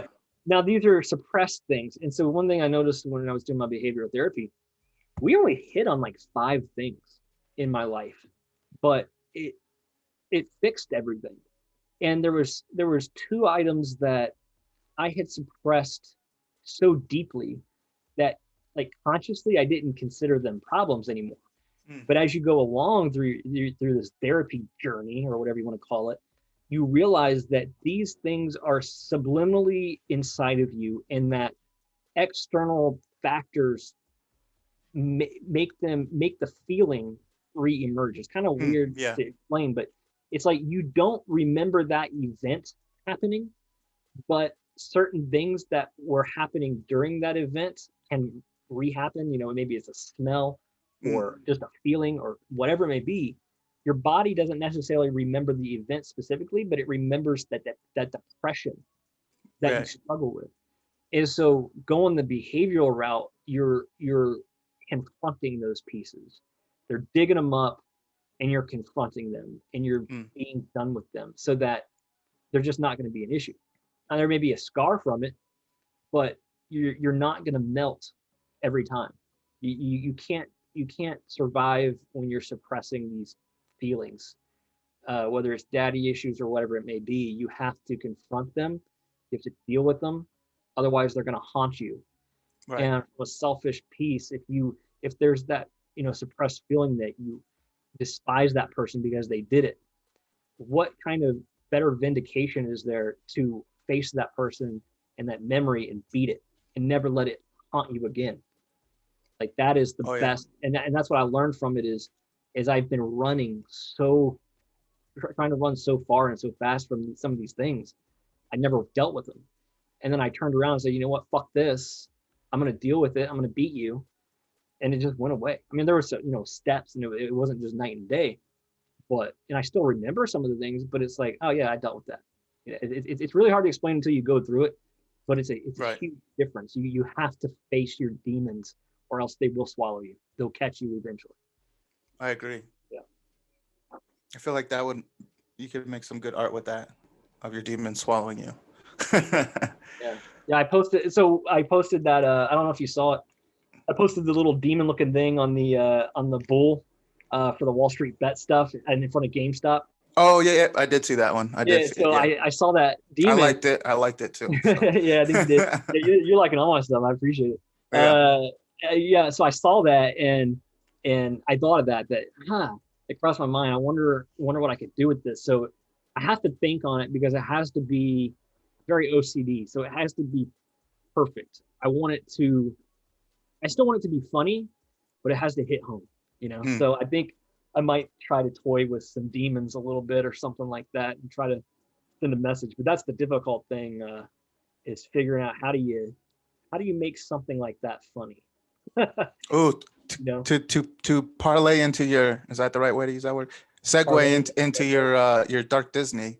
Yeah. Um, So do you have a hashtag Dark Disney? Maybe you'll get your cease and desist quicker if you do that. Yeah, Maybe. that's I almost did, but I was like, no, because I don't want the cease and desist. So yeah, that's kind of on the down low. Oh, Um, okay. So it's don't. I won't it's hashtag Dark inevitable. Disney. All right. Yeah, I haven't been using a hashtag on it. I'll just use a hashtag Disney, and then I'll hope that some very innocent mother that's looking. So if you look at my site now, I've been spending the whole morning putting kids apparel out there for the Dark Disney line. So now when someone Googles, I mean, it's got to make it, it takes time, but I want that just that random innocent mother that's looking for a Disney shirt for their children to just stumble upon Moana with a saw in her hand and like, oh my gosh, this is terrible. I'm hoping my cease and desist letter comes because somebody got offended and reported me to Disney. That's what I'm going. Nice. So that was what made me think of it. Is what was that, Hercules with Hades Oh and his yeah, little demons? I don't know. Maybe there's something there, that's true. That's true. but Okay. Yeah. that popped into my head. That's what I was thinking That's of. good. That's But good. I guess it's good. Also, so yeah, I heard you when you're talking with Sergeant G about uh kind of how it happened. Like I guess you were saying that your wife was looking at it and she's like, "Oh, there's nothing on here for female Marines." Yeah. And well, I think your response should be, it's like, no, it's all gender neutral. Of course, it's good for everybody.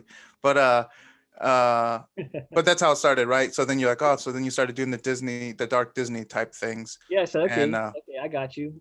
So our nanny, um, I don't have a nanny because I'm rich. I have a nanny because in DC it's cheaper to have a nanny than send them to daycare.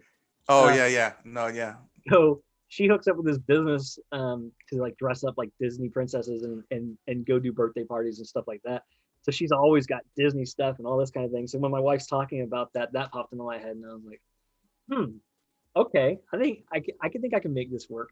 So my first one was Elsa and Olaf, and then I was just going through more. I was like, okay, that was pretty fun. I like that. So then I was looking, and she goes, well, you should probably look at some diversity. And I was like, oh, okay, good job, wife. I will. So I um, well, I don't know if it's not racist, but I was trying to find a black princess, and they need more because the only real one I I can think the find only one is like from the Tiana, the Princess and the Frog. yeah, that one, the But Mardi Gras one. yeah. But like, I couldn't find a good pose and image, so I'm like, okay, I guess I'll have to settle on a Hawaiian, and then Jasmine. So I was trying to get a little bit for everybody. I want to try to get Oh, this. you got Mulan, huh? Yeah. Y- I'm looking at Milan. I got the image here, so I'm thinking, and I don't know. I'm just thinking if someone wants to buy it on a shirt, like if I'm a black guy, then I might wear that shirt if it was a black Marine. So I'm gonna like look at dark green. diversifying. Huh? That's a dark green Yeah, Marine. yeah. Well, I'm looking That's at like one of my trying favorite to terms. diversify some stuff as much, not because I'm woke, but because I don't know. That's just how I would be. Like if I was a little black girl, I would want to play with the little black Barbies. So there should be more black Barbies. I don't know. I hope this doesn't sound racist because I'm not. Of course, that's Well, what every racist says. I'm hearing your intent, so your Yeah. intent is My good. So my I don't. intention is pure. My words Yeah, may be terrible, but yeah. At least you're aware enough to make an effort, I guess. So yeah. and it's not like it's not like a cringy Okay, thing. Like if you were like one of those people that's like, oh, I love African American Oh yeah, like people. over the Like top, like it's like so cringy. kind of It's like, weird. it's like, how racist are you really that you have to cover up like that much pageantry to Yeah, like prove it? It's like, yeah. I'm so not no, doing anything I like don't feel like you're there. So okay, good. Yeah, it's nothing like that. Like I did. Well, my son, his favorite what do you call it? Superhero is Black Panther. Um, okay. yeah, so I like drew up a Chadwick Boseman, R.I.P. so I drew up a Black Panther piece. I haven't. It's just got done. I have the pen. We got pins and stuff that where is it? That we did. Well, Oh, geez. oh, Yeah. So you oh, can't see nice, it well, nice. but so I posted those on Pinterest because I do a bunch of logos and stuff on Pinterest, and this lady said because I had my logo with I'm a white guy, and she's like, she sends me an email and she goes, "Are you white?" I'm like, "Yeah." And she goes, "Okay, I like your art, but I was trying to support black business." I was like, "Okay, I mean, I didn't say it. I was just thinking like not only black people have to like that Black Panther." Okay.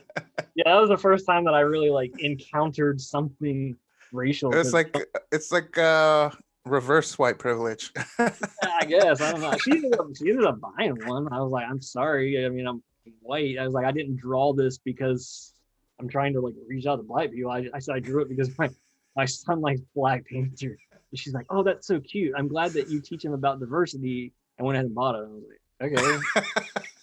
I don't talk to my 6-year-old about You go you problems in sit the them world down and like, because hey, there are people with different colors in the world. yeah, Okay. right. Like I haven't had that conversation because like his best friend Kenny is a little black guy. Like I'm not like, oh yeah, your black friend Kenny. It's just like, oh yeah, Kenny. So I'm not gonna like ruin that innocence because I think racism is like a Yeah. learned trait. So I'm not gonna ruin.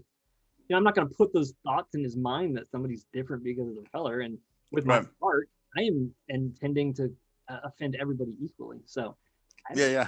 Yeah. Anyway, That's I don't fair. want to touch on race too much. It's really annoying, and I'm sure people will get offended somehow. If Nah. they I talk mean, about it's a real thing, it. and I don't know what it was, but like, so me looking at your art and stuff, I wasn't sure either. I was trying to imagine. I was like I think at first I was like, yeah, it's probably a white dude. Oh, Then like as I'm looking at more stuff, I'm like, maybe he's not. Maybe he's not white. So then I perfect. got a little ambiguous. I was like, I'm not sure. And then when I watched your episode with Sergeant G, then I was like, oh, okay. And he's super white with freckles. Yeah. That's what I'm going for. I don't want anybody to assume in my art or whatever it is. I don't want you to assume my gender. I don't want you to assume my color. Like I want to toe the line. Like if it's pink and floral and everything else like that, I don't care. So that's what I want is that nobody understands like what's this guy's what pushes this guy. The only Ooh, thing that pushes me is I want to offend you. I got That's a it. I think I got a good one then. Yeah. How about a barracks bunny patch? Barracks bunny patch. Yeah, or Okay. like something with like a barracks bunny. Let me write that down. I feel like that maybe that's sexist. What's a way to make it gender neutral though? Well, I mean the depend is already sexist. I'm not I mean Yeah. Well, I guess it is in a bikini, so it is. It's kind of saying, but but I yeah, mean like that's the that's thing. the general stereotype is you know of what a depend is. So Yeah, I mean, yeah, if you're gonna get offended because you think depend is sexist, it's probably because you're a dependa. Like if you're gonna get offended like my VA one with its prescription bottle where it oh, says I this love that one. oh like suck it up and go fuck yourself or whatever it may be, like the people that are gonna get offended like that are probably the people that work for the VA. I don't Yeah. really give a shit. If you get offended because you think my art's racist, it's not. So go fuck yourself. Like I don't know. I'm not gonna cross any lines, but I'm not gonna hold anything back. I'm not gonna be drawing like KKK shit or anything like that. I'm not a Nazi or anything like that. Like I'm not gonna cross that kind of line. There's very obvious lines I'm not gonna cross, right? Right. But yeah, if you get offended by my art, that's your problem. Look away. I don't really care. You can boycott me or whatever. It doesn't really affect me because again, I'm not doing this to make money. So there's not too much you can do. I guess you can dox me, but I got a lot of guns, so come on over. I just don't care. I don't care. All I care about is that the right people enjoy the art, and if you don't enjoy the art, you're not the person I'm trying to sell to or entertain. So fuck off. Right. Right. Right. Yeah. No, for sure. I definitely agree, and that makes sense. Uh, do you, well, I guess. Oh, yeah. So along the Dark Disney, maybe we'll cap that one off. So what do you have? So I know. So you have Moana. I saw Princess Jasmine, Yep. And then Elsa. Elsa. So I'm thinking about closing it, but I don't know. I looked at Pocahontas. Um, I don't know. I might put a couple more on there. if I get, I mean, if there's requests or someone, wants to see something specific, I mean, the Dark Disney took off. I mean, that was some of the most shared pieces that I have because everybody can level with it.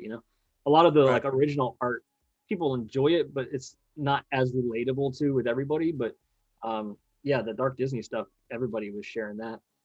So yeah, I might do some Pocahontas. I don't know. I moved on for right now, but I might come back to it.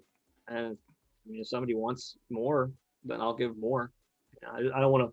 I don't want to put too much crap out there and make people like burn out on it. I don't want to be like, oh yeah, look, another dark Disney character. Like, I want Right. it kind of like you're talking about. Like, what's next? Yeah. So yeah, I might give it a break for a little bit, and then if I don't get a cease and desist letter, maybe I'll revive Dark Disney and keep going a little bit more. Um, but yeah, for now, there's a pause on it Okay. because I have to be inspired. Right. Right. Right. That makes sense. So That's cool. yeah. I like. That's more. Yeah. Keeps it authentic.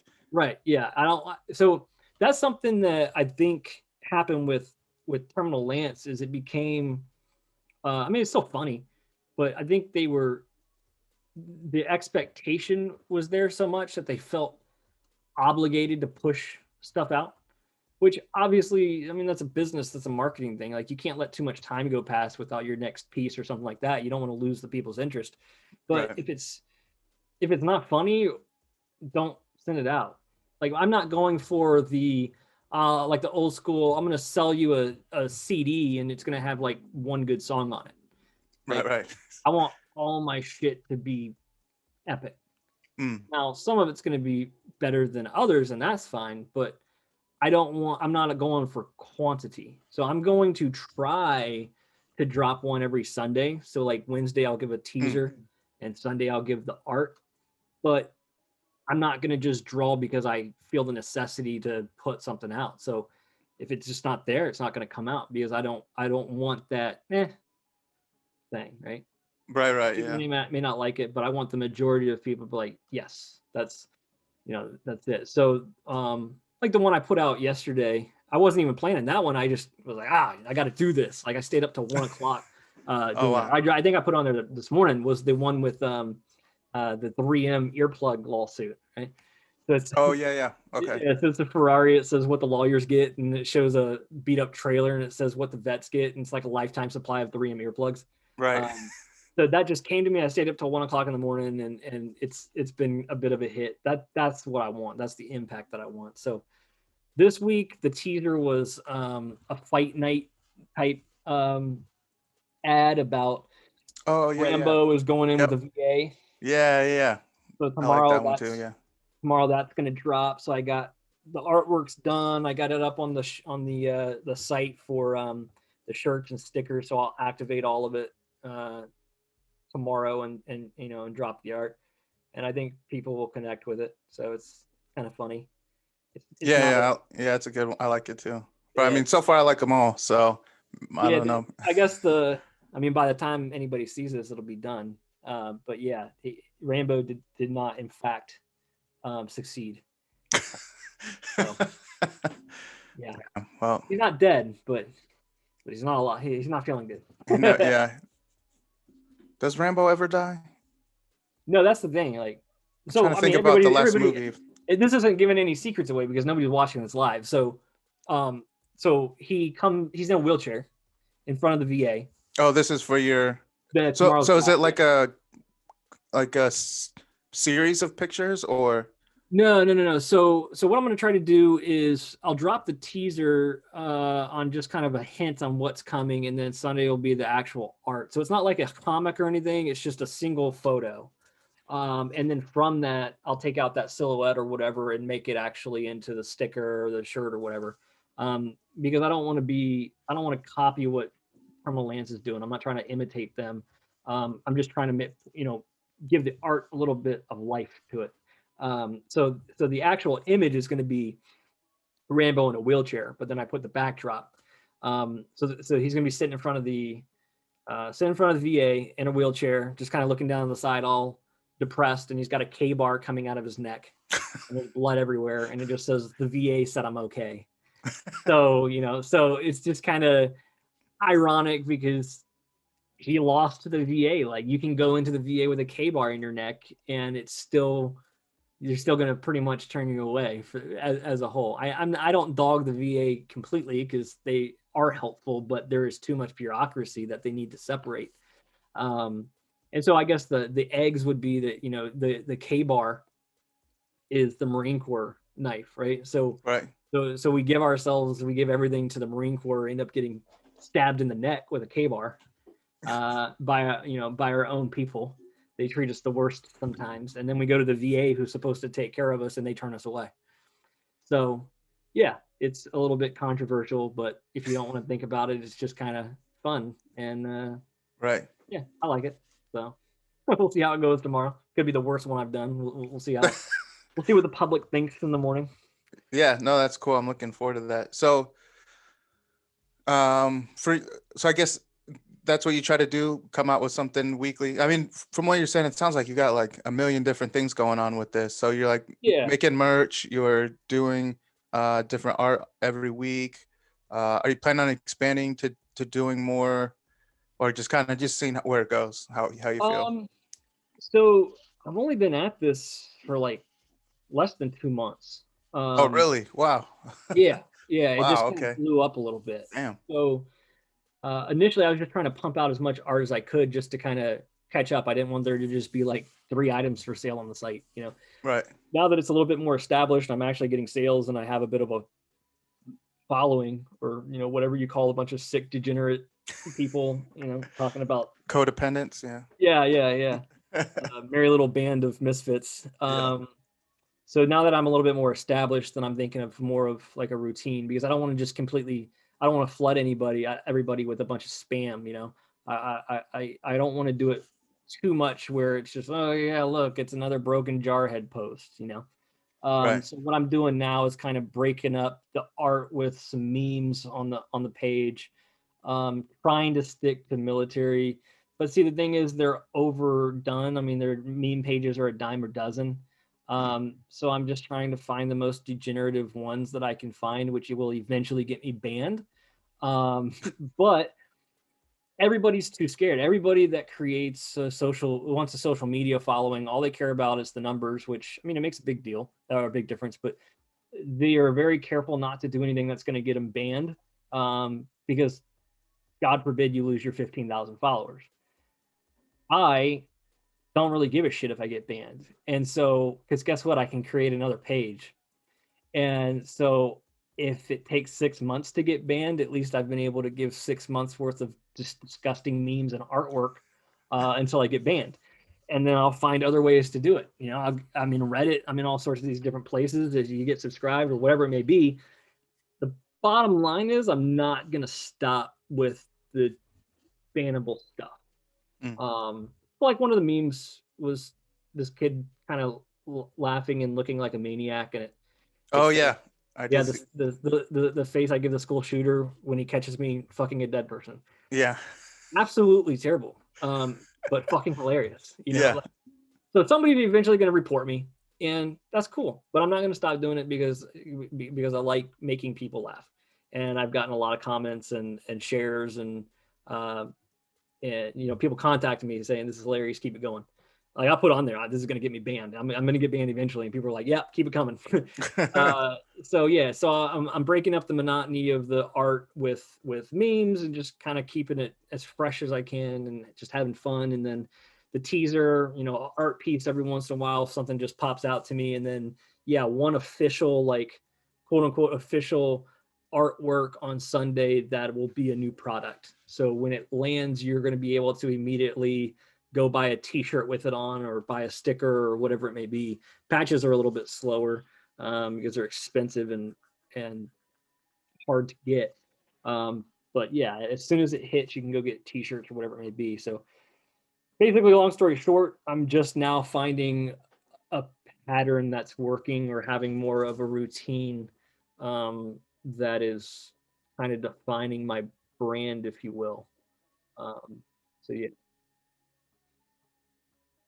I guess I that's so so what is your, I'm trying to remember how I got to your merch. I think I went from is there a link in your Instagram, or Do you have just like a general a website?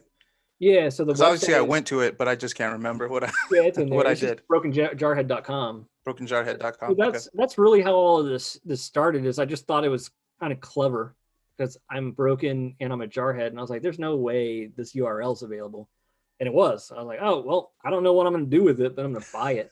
So I bought the URL, and I was like, Well "Well, done. it's on Facebook," so I got Facebook, Instagram, Reddit, all these different handles. I was like, "Okay, well, I got that, and in my back pocket."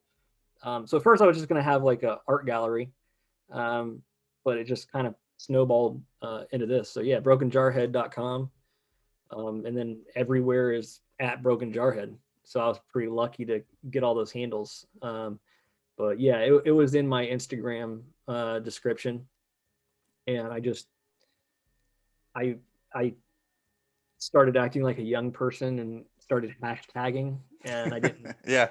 never realized how important the hashtags were, but they make a Yeah. significant difference. Yeah. Oh, I agree. I'm the same way. Like I didn't start using Instagram really until like October last year. Yeah. So Like it's I've had one for a few years, like a personal one, yeah, but there's maybe like 30 posts on it. right. Maybe I would post something every 6 months. Um, but yeah, the Broken Jarhead one is just going crazy, and there's probably, I don't know, two posts a day or something. I like putting the big images with all like the broken up stuff, so it looks like a big artwork. So I want it to be entertaining, but I want the page itself to be artistic. Right. So yeah, so every time you see like a camouflaged uh, box, I Right. have to put something in there with so it doesn't break up the big collage. So I'll add these like little boxes so it keeps the formatting because I'm so OCD. Like if I was to post something and it throws it off, a normal person will say, "Well, if I post two more things, it'll even it out." I'm like, "Nope, can't do that. I has to have it even at all times." So when it's time for a new post, I go and I click the camo one, I archive it and post the next one, so it's always perfect. Oh Uh, wow. yeah. Yeah, I wondered how. So you have to do that manually? No, so that's an app. Let me see what it's called. Um, so the app you plug it in and you just it's called Photo Split. Photo split? Yeah, so you upload a photo and it can break it down into like one column or excuse me, one row, two rows, three rows, four rows, based on how big your image is. And then you push split, and from the app, it numbers them 1 through 9 or whatever, and you just click it and then post, click, post, click, post, and so you manually add them all, but through the app it does everything and it automatically does everything for you. Oh, that's cool. Yeah, I wondered how you did that. I thought you were doing that like manually. I was like, damn, that's some serious work. Not that good. Uh, so are there any other kind of tricks that you've learned kind of like with that with Um, so everything I do is digital modification. I'm not like a natural artist. I have a decent like artistic mind, um, but I've never actually learned to draw. So so my process is I get this weird sadistic idea in my mind, and then I go and make like a serial killer collage. So like the chick, the cleared thought one, I Mm, have some pinup girl, and then I was like, oh, I like this helmet, so I slapped that on her, and then I put a rocket in her hands, and it just looks like a crazy person collage.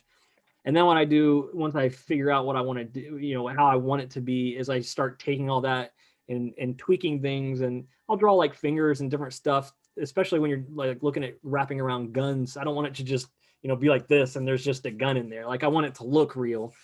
So I'll make little tweaks and some of the little art and stuff, but most of it is just modifying the pictures and removing backgrounds and erasing this and adding this, drawing straps, just drawing the details and mm, just meshing these. I could take a cartoon and then a cartoon figure and then a real helmet, but combining them where it looks flawless, like it looks like it was all done at the same time. right. So it's just the Apple Pen has been a lifesaver. That helps a lot on the iPad, but everything is done Oh, okay. with the Apple Pencil and an iPad. And Oh, wow. yeah, I just lay on the floor and draw, draw stuff, combine stuff, modify the lighting and the hue and that kind of thing, and yeah, just toss it all together. Coloring with your Apple Pen while you eat crayons on the side. Pretty much, yeah, yeah. Grass flavored is my favorite. Yeah. Yeah. So yeah, pretty much. If I have a bad day at work, I just come home and draw.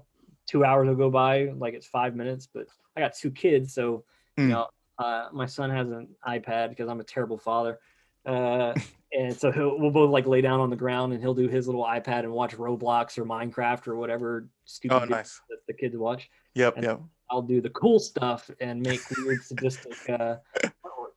Right. So yeah, it's fun. Just and that's the thing. It started as an out, just get all of these thoughts out of my mind onto paper or digital, whatever, digital paper. And yeah, it just progressed. Now I did a lot of studying and watching videos on how to do things, um, and just figured it out. Mm. Yeah. So I'm an artist without knowing how to draw, I guess. I'm sure a lot of people say that I'm not an artist, but fuck you. Yeah. I mean, yeah, you're My making shit, and I'm calling it art, and that's all that I care about. that. There you go. Yeah, there's plenty of stuff that I've seen that people said it's art, and I'm just like, I don't know. But Like those pictures on your desk, there would be no way in hell I could draw that. Even if I oh, traced it, I would probably come out bad. yeah, yeah, yeah. So I mean, you can't even tell on video probably, but yeah.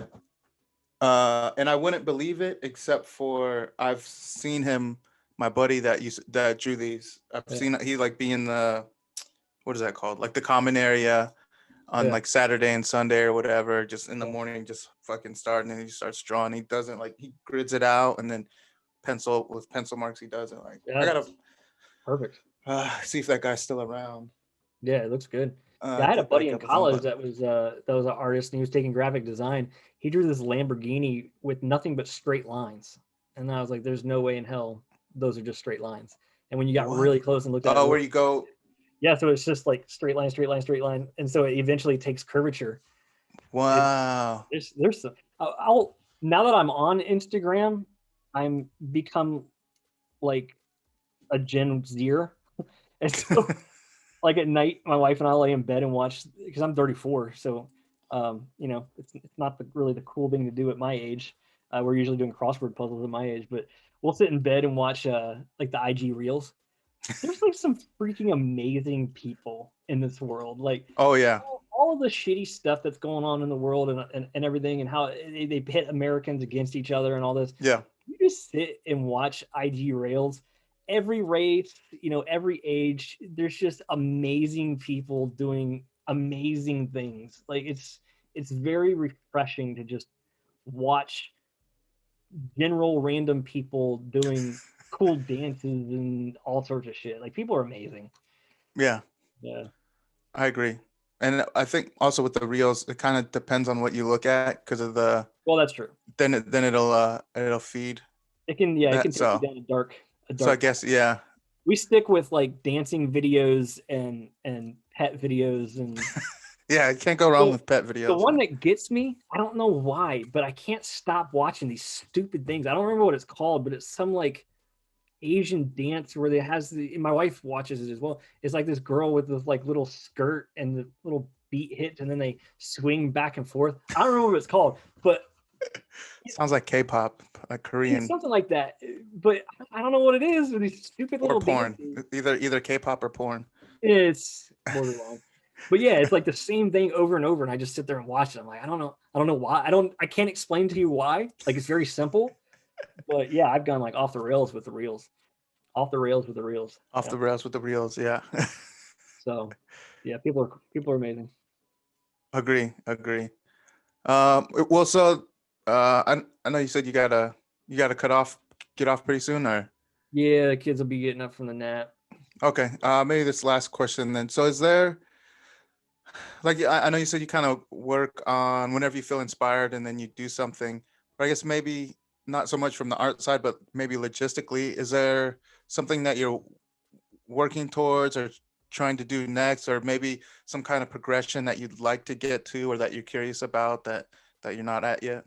So I want I want to be big, but not like in a rich, successful way. Like I just want more people. So the amount of people, even though my following is pretty small, the amount of people that are like, I connect with this shit is it means a lot to me, like I said before, but it keeps happening, which makes me feel like I'm doing something right. But when they tell me that, I'm like, well, I wish more people would see it. I just want everybody to see it. And I want people to give me ideas and tell me what you want to see. What would your like the clear thought one? That was somebody who was in what's it called? JTAC or whatever. So ordinance, I think it's air ordinance, something like that. And he's like, yeah, my buddies would connect with this, so I made it, for him. I want that. Like, I want, I want. I think a lot of the Terminal Lance stuff has lost a little bit of its flair because Max is so disconnected from the Marine Corps. I mean, you just forget a lot of the stuff, or the same stuff isn't funny. Now his stuff is still funny, and he's still got a talent. Now he's doing the animation and stuff like that. So he's still got it. But that's what I want. I want people to tell me what's currently funny and annoying in the military, and I want to draw it for you. That kind of thing. So I want to market myself for that. I'm getting hooked up with Combat Boxes. It's a subscription box. So I'm going to be putting a lot of my crap in there to send out to people. Cool. Yeah, so I'll let you know when that's live. We're going through like the whole little intricacies of the contract and stuff like that. But that way I can get I could put a T-shirt in there. I could put a bunch of little stickers and shit like that. I just want people to tell people, and I want more people to come and enjoy the art more than anything. If I have 1 million followers and never sell a shirt, I'm fine with that. I just want people to have an out, especially if how stupid the world is lately and how we're always consumed with politics and everything else like that. I just want I was going to say unadulterated, but I want good adulterated fun and art just to break up the monotony. I want my shit to come across your Facebook stream that's full of everybody bickering about all of the politics and just say, oh, that's good shit. Like that makes me laugh, So that's pretty much it. I have no growth plans per se. Just word of mouth is better than anything. Do some marketing and ads and stuff like that. But yeah, no plans. I don't see this. It's going faster than I expected. But I have no plan. I don't anticipate. I don't anticipate it actually working. I assume that a year from now, I'm just going to be making art and and people may or may not like it. If it's big in a year, then fantastic. But I'm never going to sell out. I'm never going to let people control what I say or how I feel or anything like that. I'm not going to get into the political stuff. It's just an out. So my plan is get as big as possible as long as people like it. And awesome. Then when they stop liking it, I'll go away. That's fair. Man, I love it. Yeah, that all goes back to I really appreciate how, authentic you come across as and genuine. It can definitely tell that what you're doing is because you enjoy it, and I enjoy what you're doing. So of benefit to me for you to keep doing it. And I like what you're saying. Your goal really is just to keep doing what you enjoy, and then also share it with as many people as possible. And yeah, whenever people share my stuff, I try to contact as many people as possible, because you have so many people that they'll share something and then it goes on. Like if someone shares my stuff, I go and like it. And if someone comments on something, whether it's an ad that's got 15,000 views, if someone comments on it and says something to me, I'm going to go talk to them. So that's the thing. I want to be approachable. I want people to actually approach me and realize that I'm not just some big business that wants to sell you some shit.